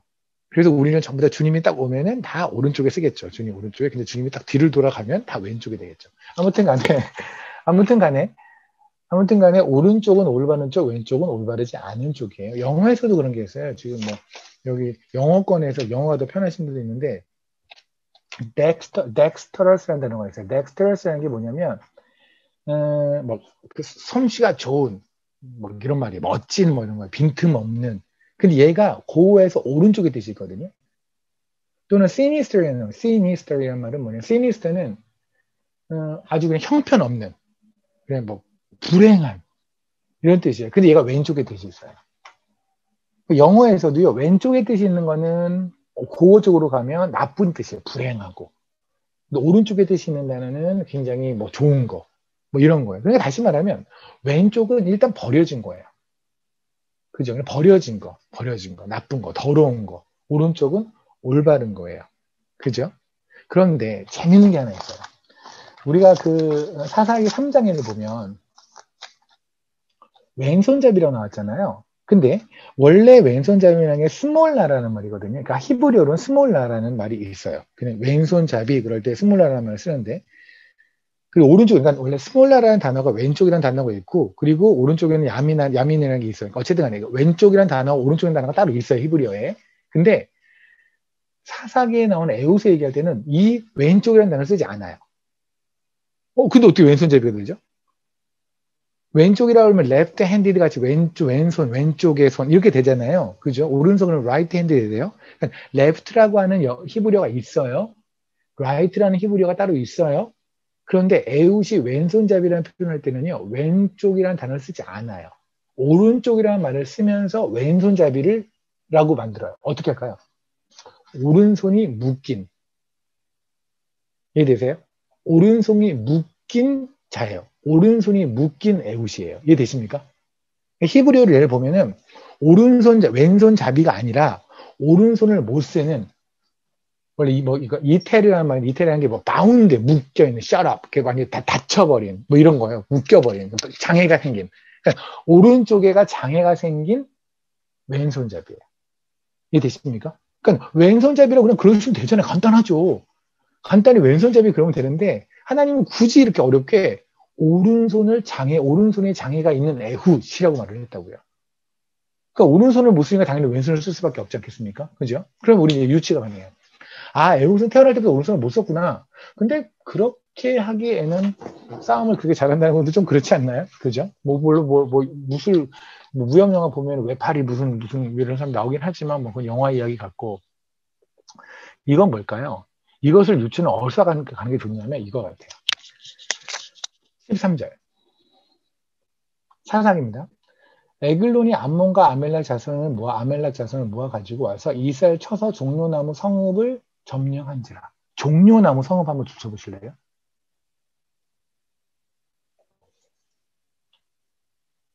어디가 종려나무 성읍일까요? 종려나무 성읍이라는 게 성경에 나와요? 나와요. 신명기를 보실래요? 신명기 34장.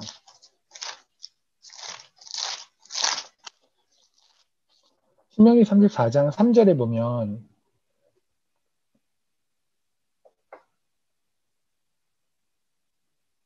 네근가 종려나무 성읍 여리고 골짜기 보이십니까?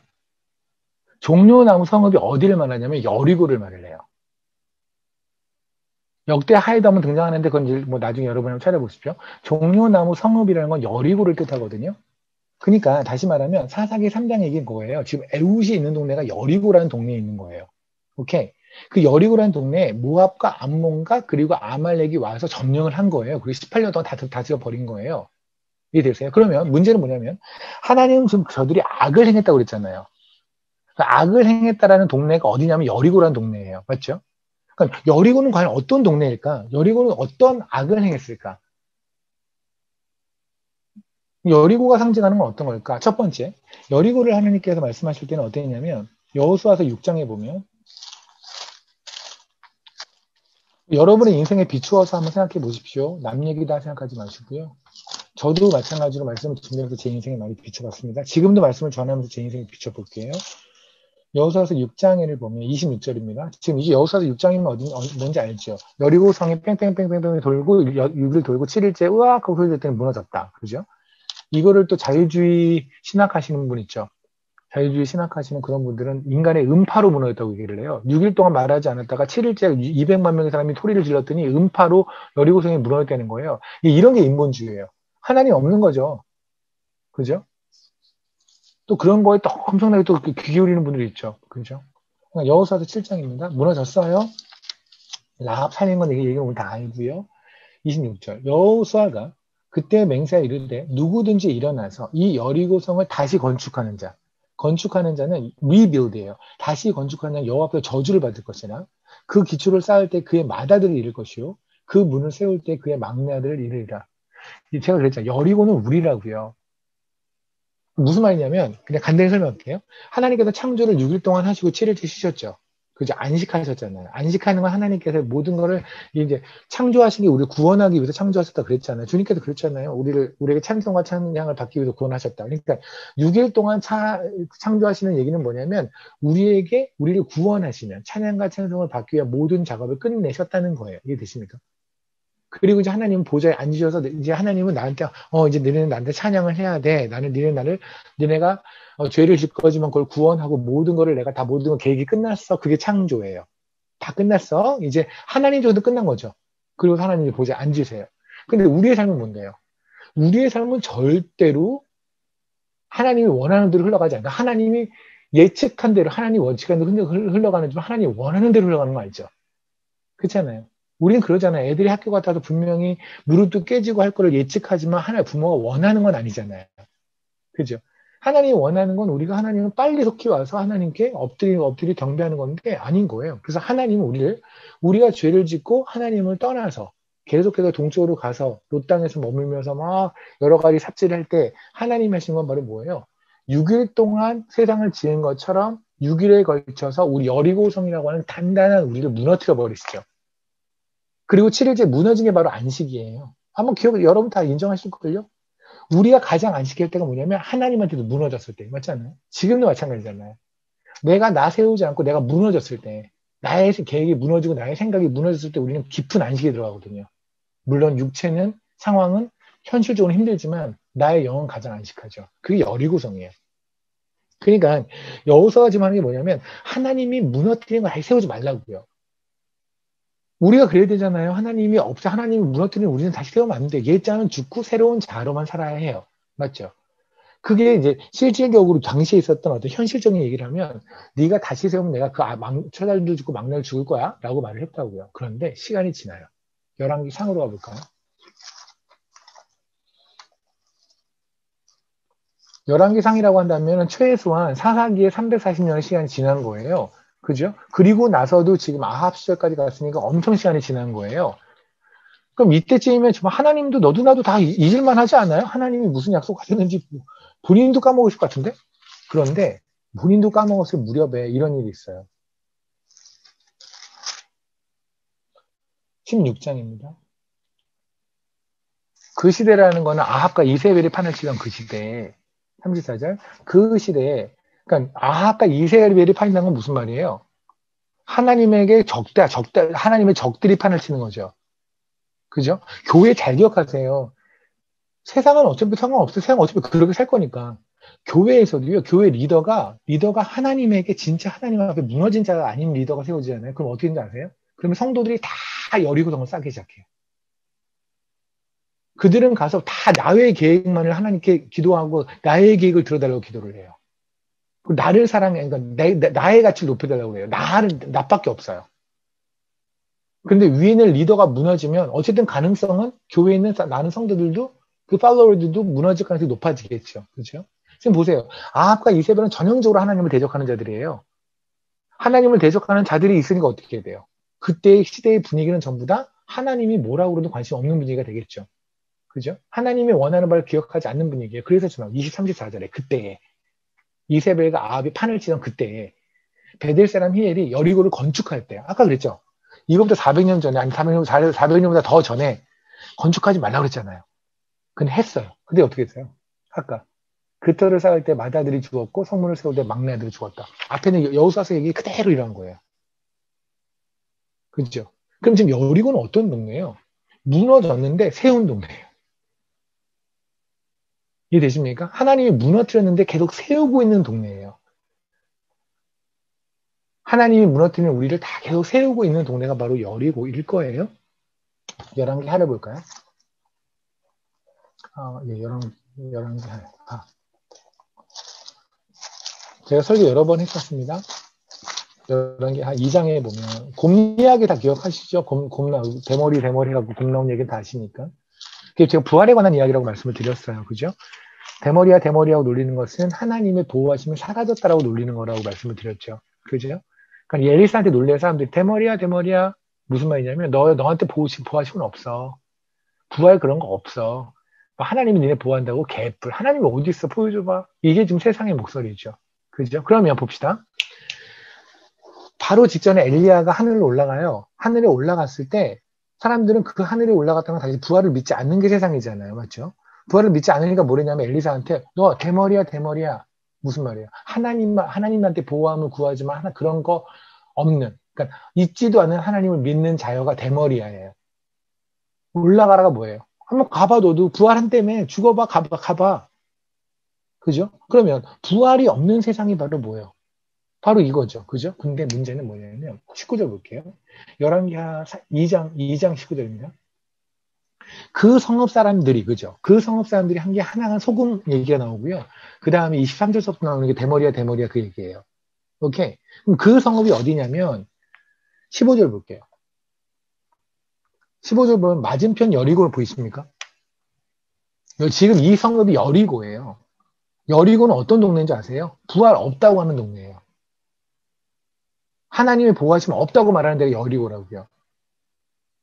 오케이? 그 위에는 이야기 해볼게요. 그럼 그 성읍 사람들이 엘리사한테 오죠. 와서 뭐라고 그래요? 아, 여기 다 좋은데 물이 안 좋아요.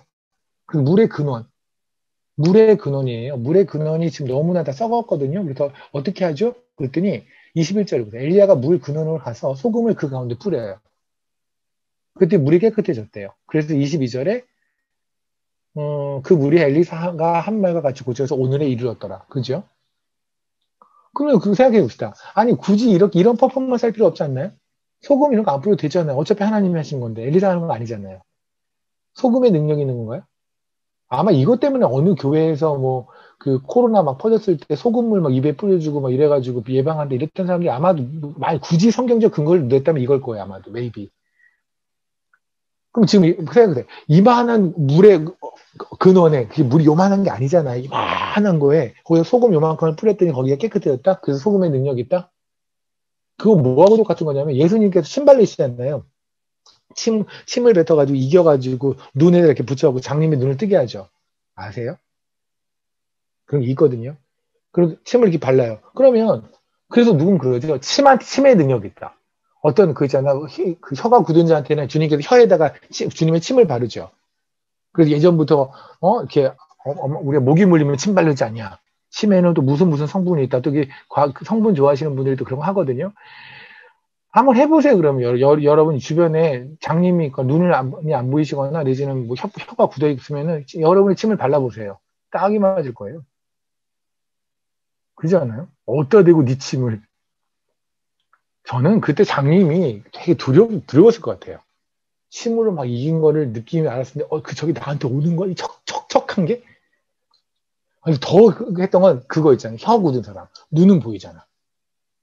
눈은 보이는데 저분이 막 침을 이렇게 뱉어서 막 이렇게 하고 오면, 일 어쩌지? 뭐, 그러잖아요. 이렇게 입에다 막 혀를 막, 어쩌죠? 이런 것도 어떻게 했어요? 그때 입을 벌린 것도 믿음인가? 어쨌든, 부르지 않나? 아무튼, 그럼 보세요. 치매 효과가 있는 거예요? 그냥 침이면 다 낫는 거예요? 그게 포인트예요? 세상에 말 같지도 않은 소리죠. 소금의 효과가 있는 거예요? 아니죠. 그러면 굳이 안 해도 되는 걸 쓰였다는 건 하나님 거기 무슨 의미가 있다는 거잖아요. 그렇죠? 소금은 언제나 민수기 18장 한번 보실래요? 민수기 18장. 어떻게 10시 반에 향이 갔네.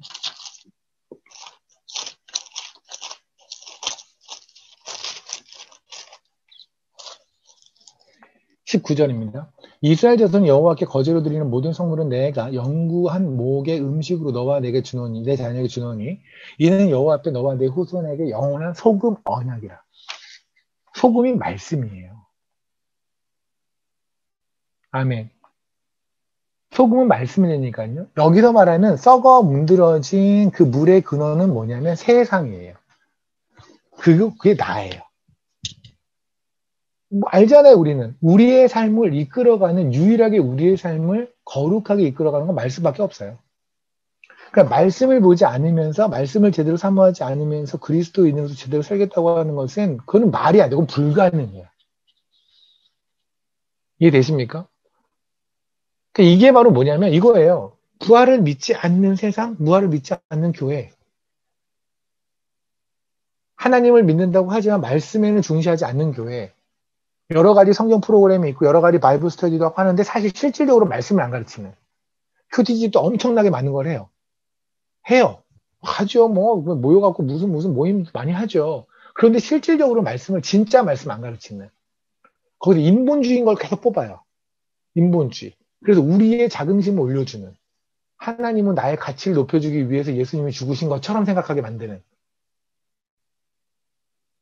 그 말씀이 없는 거죠. 하나님은 사라지는 거죠. 또 내가 주인공인 거죠. 그것 때문에 여리고성을 무너뜨렸다니까요. 다시 그걸 세워서 교회에서 그걸 포장해서 가르쳐주는. 그죠? 그러니까 세상은 말할 거 없지. 세상은 당연한 거고. 그렇잖아요. 이게 지금 여리고예요. 이 여리고가 바로 종려나무 성읍이라고요. 그러니까 다시 말하면 하나님한테 지금 어떻게 패역을 했냐면 부활 없다고 산 거. 부활 없는 것처럼 여러분 산다면 그게 이패역이에요. 아, 난 죽어도 천국 갈 거 믿어요. 그거 말고 오늘이요, 오늘. 오늘 내가 하늘을 믿는 사람으로 사냐고요, 오늘. 제가 왜 몽실통통 얘기했잖아요. 예전에 많이 나눴잖아요. 내가 진짜로 하늘을 믿는다면 오늘 나는 넉넉해질 수밖에 없지 않아요? 그렇지 않아요? 우리 지금 여기서 이제 대한이 들어왔죠. 대한이가 이제 내일 케냐로 가거든요. 한 3월 달까지 또 있으면서 케냐에서 좀 더 많이 또 애써줄 것 같은데 되게 귀하죠. 근데 지금 대한이가 마음이 어떻겠어요? 죽을 것 같지. 기대도 되죠. 보고 싶은 친구들도 많고 워낙 케냐 오래 있었고 그러니까 보고 싶은 친구들 많고 하지만 그럴 때 또 한편으로 보면 가다가 코로나 걸리면 어떻게 도착해서 코로나 걸리면 어떻게 부터 시작해서 또 케냐 사는 사람이란 게 그런 거잖아요. 이제 또 인터넷도 제대로 못하고 일주일에 한 번 정도 할 것이고 먹는 거라는 거는 뭐 그냥 반찬 하나에다 국 하나 끓여놓고 먹는 거고 뭐 뻔하죠 뭐. 이것저것 자기가 다 해야 되고 지금 현재 상태가 또 형제들이 없으니까. 3개월 지났습니다. 지금 그래도 어제도 그래도 가고 싶은 마음이 지금 대단하고 하나님 주신 마음에 순종해서 가요. 3개월 지났습니다. 그럼 뭐예요? 한국 돌아올 날이 얼마나 기다려지겠어요? 그때 한국 돌아올 때가 되면은요, 그래도 넉넉해지고, 그래, 그렇게 막, 그렇게 천사가 없어요. 다 줘요, 다 줘. 그래서 가는 애들이요, 한국 돌아가는 애들이요, 빤스까지 주고 가요. 그거 왜 주는지 모르는데, 정말 빤스까지 주고 간다니까요. 이거를 뭐, 저는 이것까지 다 드리고 갈게. 필요 없는데, 내가 그들이 입던 빤스까지는 필요 없는데, 그만큼 넉넉해지는 거예요. 뭐 다 주고 싶은 거예요. 근데 있는 동안에는요, 와, 이거 그렇게 다양한 빤스가 있다는 거 1도 생각 못 했거든요. 근데 갈 때가 되니까 오만 그 안에 무지개 색깔의 빤스를 다 꺼내면서 제가 다 이 빤스를 입고 있었는데 다 드릴게요. 내일 한국 가니까 하늘나라를 간다는데 왜 이 땅에서 헛것거려요? 이 땅에서 왜 이렇게 이기적이에요? 이 땅에서 왜 내 것만 챙겨요? 그렇게 사는 것이 부활을 안 믿는 거잖아요. 그렇죠? 그러니까 교회에서도 마찬가지 설교에 부활이 없어요 지금. 여러분 한번 최근에 한번 생각해보세요. 최근에 부활에 대한 설교 된 적이 언제예요? 부활 얘기를 안 해요. 이 땅 얘기밖에 안 해요. 부활하신 주님을 얘기하지 않고 십자가도 죽으신 얘기까지만 해요. 그러니까 눈물만 짜는 거죠. 캐톨릭이 그러잖아요. 캐톨릭은 부활하신 주님에 대한 얘기를 거의 안 해요. 십자가도 죽으신 얘기 말이에요. 패션 오브 크라이스트 같이. 십자가 끌고 가서 막 고통당하고 여기까지만 얘기를 해요. 그래서 감성만 짜내요. 거기서 끝내요.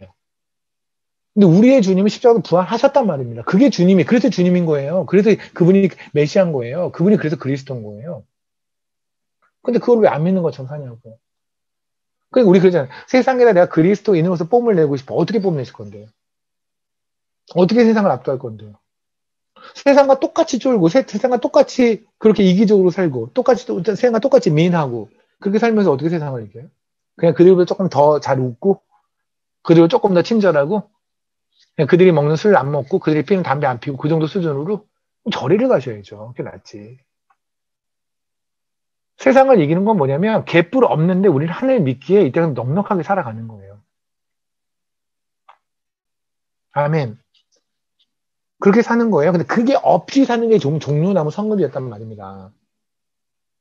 말씀이 사라져서 세상의 가치가 잔뜩 들어와가지고 있는 교회에서 그런 데서 내 자신이 말씀을 얻은 거 사라지고 그냥 세상의 가치로만 두려워 살고 세상의 가치로 옳고 그름을 판단하고 사는 거예요. 대세를 쫓아가고.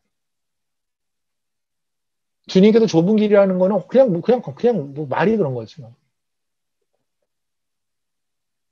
세상이 기뻐하는 거 나도 기뻐하고 세상이 슬퍼하는 거 나도 슬퍼하고 살아가는 거 그게 바로 뭐 오염된 생수 물을 먹는 거예요. 거기에 소금을 뿌리셔야죠. 말씀을 뿌려야죠. 그래야 정화되죠. 그게 없는 거. 그게 바로 여리고예요. 그죠? 종려나무. 그게 바로 하나님의 속을 뒤집어 버린 거예요. 그래서 하나님께서는 모압에 있는 에글론을 나중에 암몬하고 그리고 아말렉을 연합해서 18년 동안 먹게 만들었단 말입니다. 이해되세요? 오케이. 그럼 이제 답이 나온 것 같아요. 뭐요? 에웃이 오른손이 묶였다는 건 뭐냐면요. 하나님이 인정하는 하나님의 바른 쪽이 묶여 있는 거예요. 이해되세요? 여리고라는 동네가 그렇게 사는 동네예요. 근데 사실 이거는 남 얘기가 아니라 우리의 이야기이기도 하죠. 그렇잖아요. 여러분 살아도 주를 만날 때까지 어떻게 살았어요? 오른손 묶여 살지 않았어요? 왼손잡이로 살지 않았나요? 왼손이 오른 줄 알고 살았잖아요. 맞잖아요. 하나님이 옳다고 한 하나님의 권능이 오른손이 아니라 그냥 왼손이 오른손 묶여 살았잖아요. 올바른 게 묶여 살았잖아요. 바른 게 묶여 살았잖아요. 우리 그렇게 살지 않았나요? 그런데 에웃을 하나님이 쓰시는 거예요. 왼손잡이 에웃을 쓰시는 거예요. 어떻게 해요? 마치 이것과 비슷할 것 같은데요. 여호수아서를 신명기를 먼저 볼게요.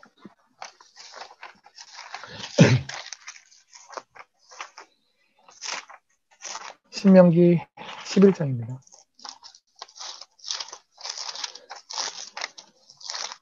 신명기 11장이면 이제 가나안에 들어가서 니네가 이러저러 할 거야 라는 예언을 하시는 거예요. 그게 일어나는 일이 여호수아서부터 이제 일어나는 거고요. 신명기 11장에를 보면 29절에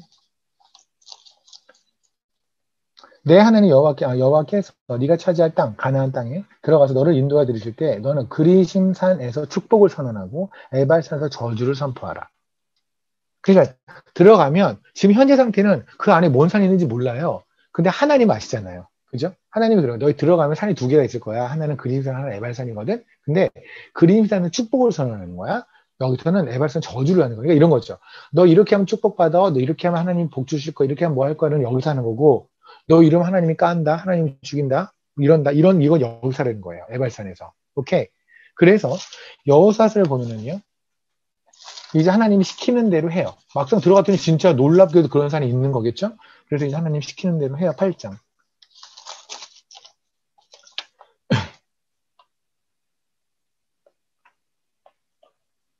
33절을 볼게요.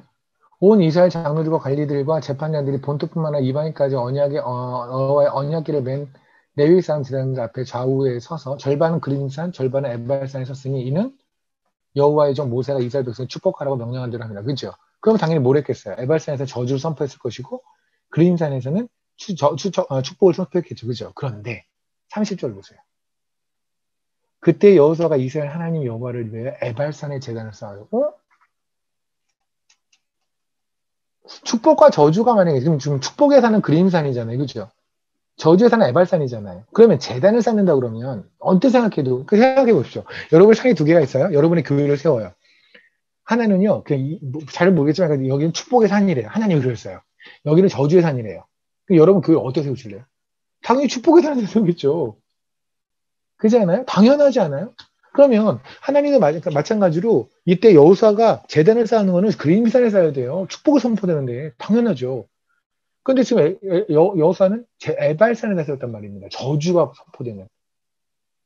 왜요? 그 저주가 우리고요. 우리 위에 제단이신 예수 그리스도가 세워졌으니 우리가 살아난 거거든요. 우리가 원래 축복받을 만한 해서 주님이 죽으신 게 아니라 우리는 원래 에발산이에요. 우리는 뭐를 하든 저주밖에 안 나오는 인간들이에요. 우리 위해서 주님이 죽으셨기에 우리가 축복의 통로가 됐단 말입니다. 이해되세요? 그러니까 만약에 제단이 이때 그림산에서 세워졌다라고 하면 우리는 끝이에요. 우리 같은 죄인들은요, 끝이에요. 우리는 이제 살아날 방법이 없어요. 근데 하나님께서는 그린 신산이 아니라 에발산의 저주 덩어리, 저주의 통로에다가 소금을 뿌리듯이, 마치 소금을 뿌리듯이 말씀이 육신이 되어 오신 주님께서 거기서 죽으심으로 이제 우리가 축복의 통로가 되었단 말입니다. 이게 에웃의 이야기가 아닐까요? 왼손잡이의 에웃은 다른 게 아니에요. 그건 피해자도 아니에요. 본인 스스로가 왼손잡이기를 원했겠죠. 태어나면서부터 왼손잡이였을 것이고, 그리고 오른손을 쓰지 못하게 훈련을 받았을 거예요. 세상에서 잘 싸우라고. 그죠? 세상에 잘 싸우라고. 잘 싸워야 되니까 왼손에다가 왼손잡이면 아무래도 좀 유리하지 않겠니? 세상에서 훈련을 받았겠죠. 하나님을 절대 따라가지 못하고 하나님의 권위를 인정하지 못하게 세상에서 훈련을 받았겠죠. 그죠? 그런데 하나님은 그 에웃을 들어서 쓰시는 거예요. 놀랍지 않으세요? 근데 그 들어 쓰는 데는 다른 게 아니에요. 그 위에 예수 그리스도가 덮여지니. 보십시오. 마가복음 10장을 보실래요?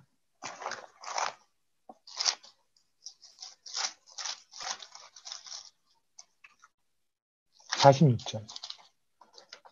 맹인 바디메오의 이야기가 나옵니다. 그죠?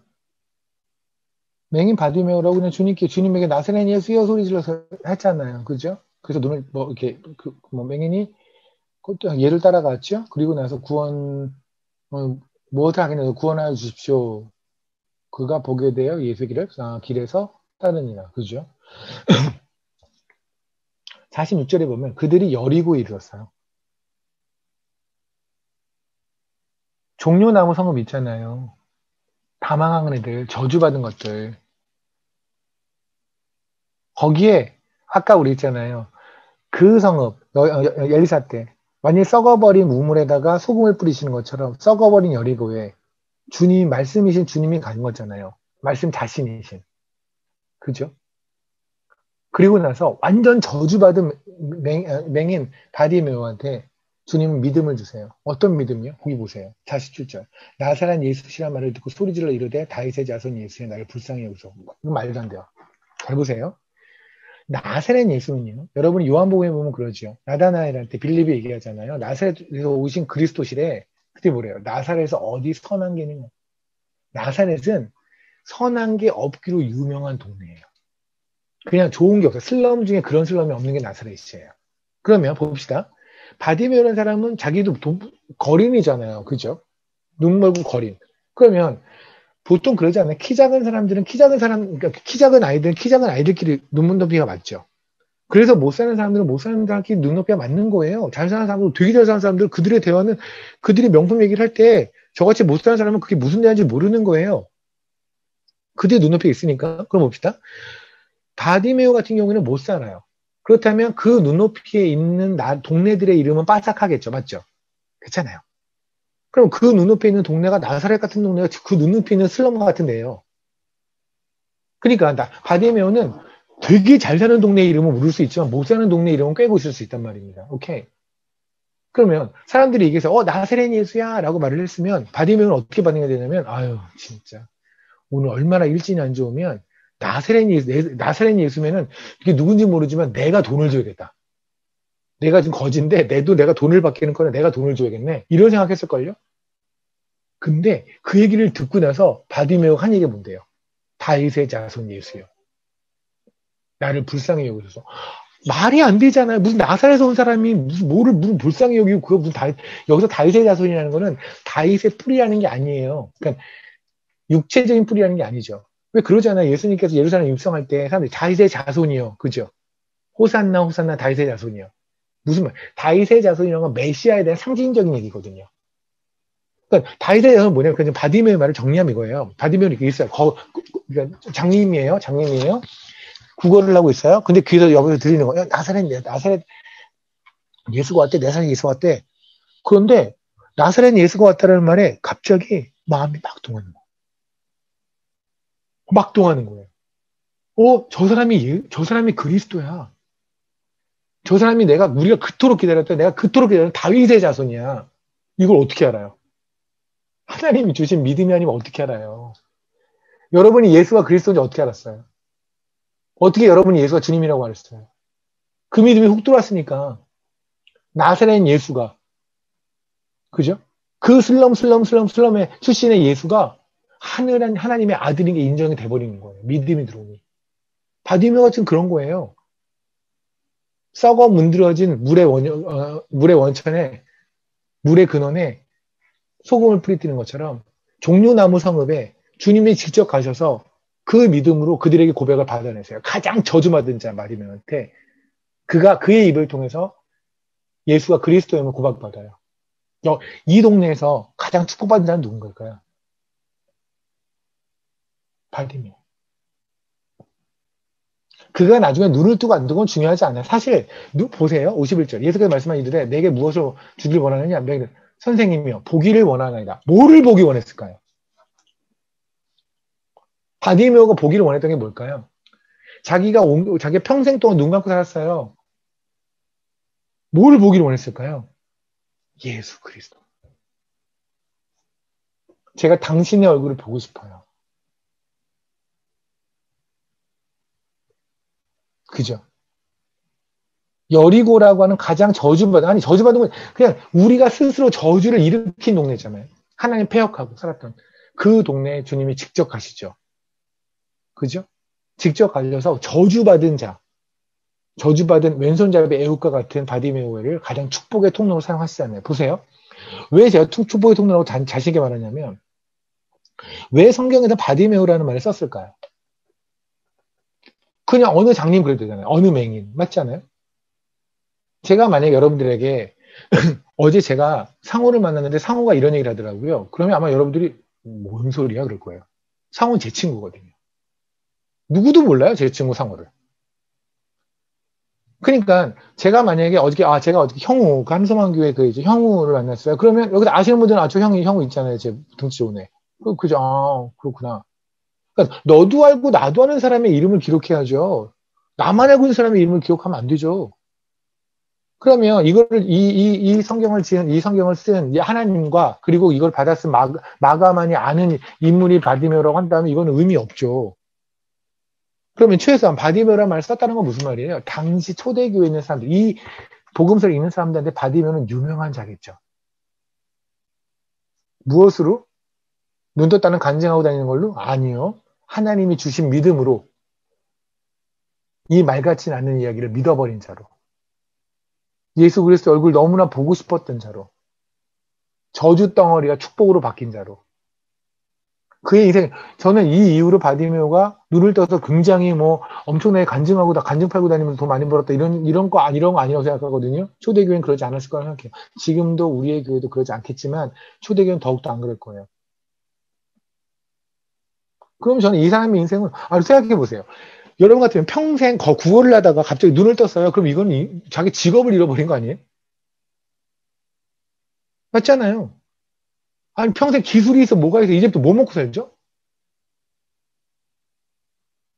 교회에서 먹여줘야 돼요. 근데 믿음으로 하나님이 너무 좋으니 교회에서 막 했겠죠. 뭐든지 했겠죠.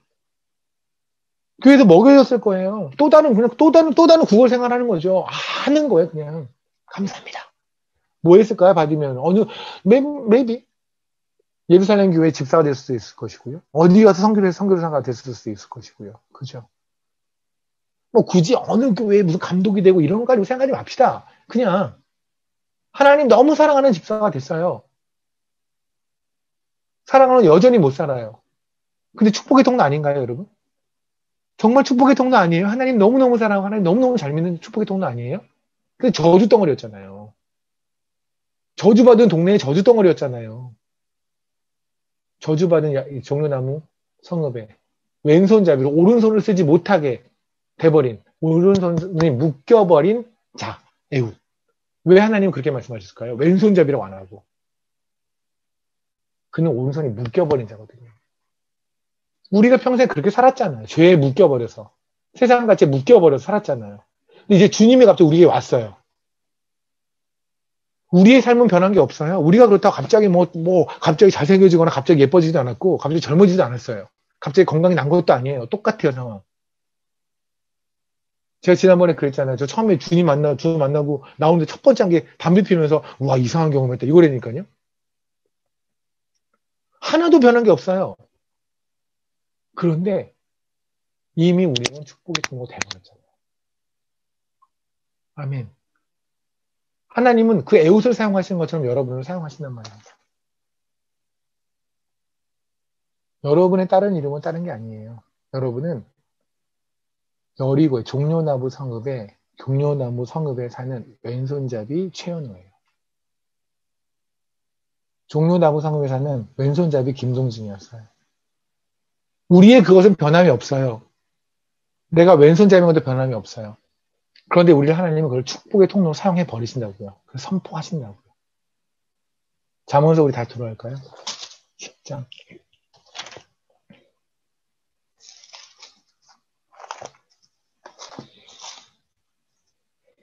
바른 길로 행하는 자는 걸음 평안하리니 굽은 길로 행하는 자는 드러납니다. 그렇죠. 우리는 늘 굽은 곳으로 가는 저주받은 것들이 맞죠. 그죠. 그런데 그것을 이끌어 반드시 너희 같은 저주받은 에발산 위에 내가 너희에게 임해서 오늘도 내가 너를 잡고 바른 길을 행하는 자로 내가 살아가게 만들리라는 하나님의 선포를 저는 그 자신감을 믿습니다. 아멘. 이 얘기는 하나님의 자신감의 표현이 아닌가 싶어요. 그렇게 살아가게 만들겠다. 그죠? 우리 중에 이 말씀에 자유로운 사람이 어디 있나요? 우리 다 왼손잡이 에웃 아닌가요? 제가 제 삶을 봐도 저는 왼손잡이 에웃 중에서도 아주 그냥 하나님이 원하시는 그 바른 선, 바른 길, 가기를 그렇게 꺼려하는 자. 세상이 원하는 좀 더 편안하고 편안한 길, 이지한 길, 그런 길을 가기를 즐거워하는 자, 왼손잡이. 두 개가 있다면 하나님의 가치보다는 세상의 가치를 따라가기를 좋아하는 자. 여전히 우리는 그래요. 하나님을 만나기 전에는 뭐 볼 것도 없고요. 하나님을 만나고 나서도 여전히 그러고 있네요. 그죠? 그럼에도 불구하고 하나님 오늘도 이 말씀을 주심으로 내가 너희를 굽은 길로 가지 않게 만들리라. 너희의 육신은 여전히 그 모양이에요. 우리 육신 여전히 왼손잡이 육신이에요. 그죠? 우리 육신 여전히 왼손잡이 육신이에요. 여전히 세상을 좋아하고 여전히 음란하고 여전히 욕심 많고 미움으로 가득 차 있고 미워하기를 즐거워하고 사랑하기 그리도 싫어하는 어떻게든 편하게 있기를 좋아하는 우리는 다 왼손잡이 육신이에요. 근데 이 육신을 내버려 두시고 하나님의 영이 우리 안에 임해서 오늘도 강력하게 임하셔서 그분이 성령이 탄식함으로 우리의 삶을 하나님이 원하시는 방향으로 이끌어 가시겠답니다. 그 하나님을 믿어봅시다. 아멘. 그리고 가만히 보면 우리의 삶이 그때보다 많이 나아졌잖아요. 그죠? 많이 나아졌어요. 자신있게 많이 나아졌어요라고 말하기는 교만하게 들릴까봐 말하지 못하지만 솔직히 우리 처음 주님 만날 때보다 나아졌잖아요. 그죠? 나아지겠죠. 우리가 나아지지 않고 천국에 가면 힘드신 분은 하나님 쪽이에요. 왜냐하면 우리 같은 것들 평생 이 영혼이 데리고 살려면 빨리 하나님 뜯어 고치실 거예요. 하나님이 속도전을 피실 거예요. 하나님 자신을 위해서. 그 하나님께 우리의 삶, 우리의 육과 영을 맡겨 드립시다. 아멘.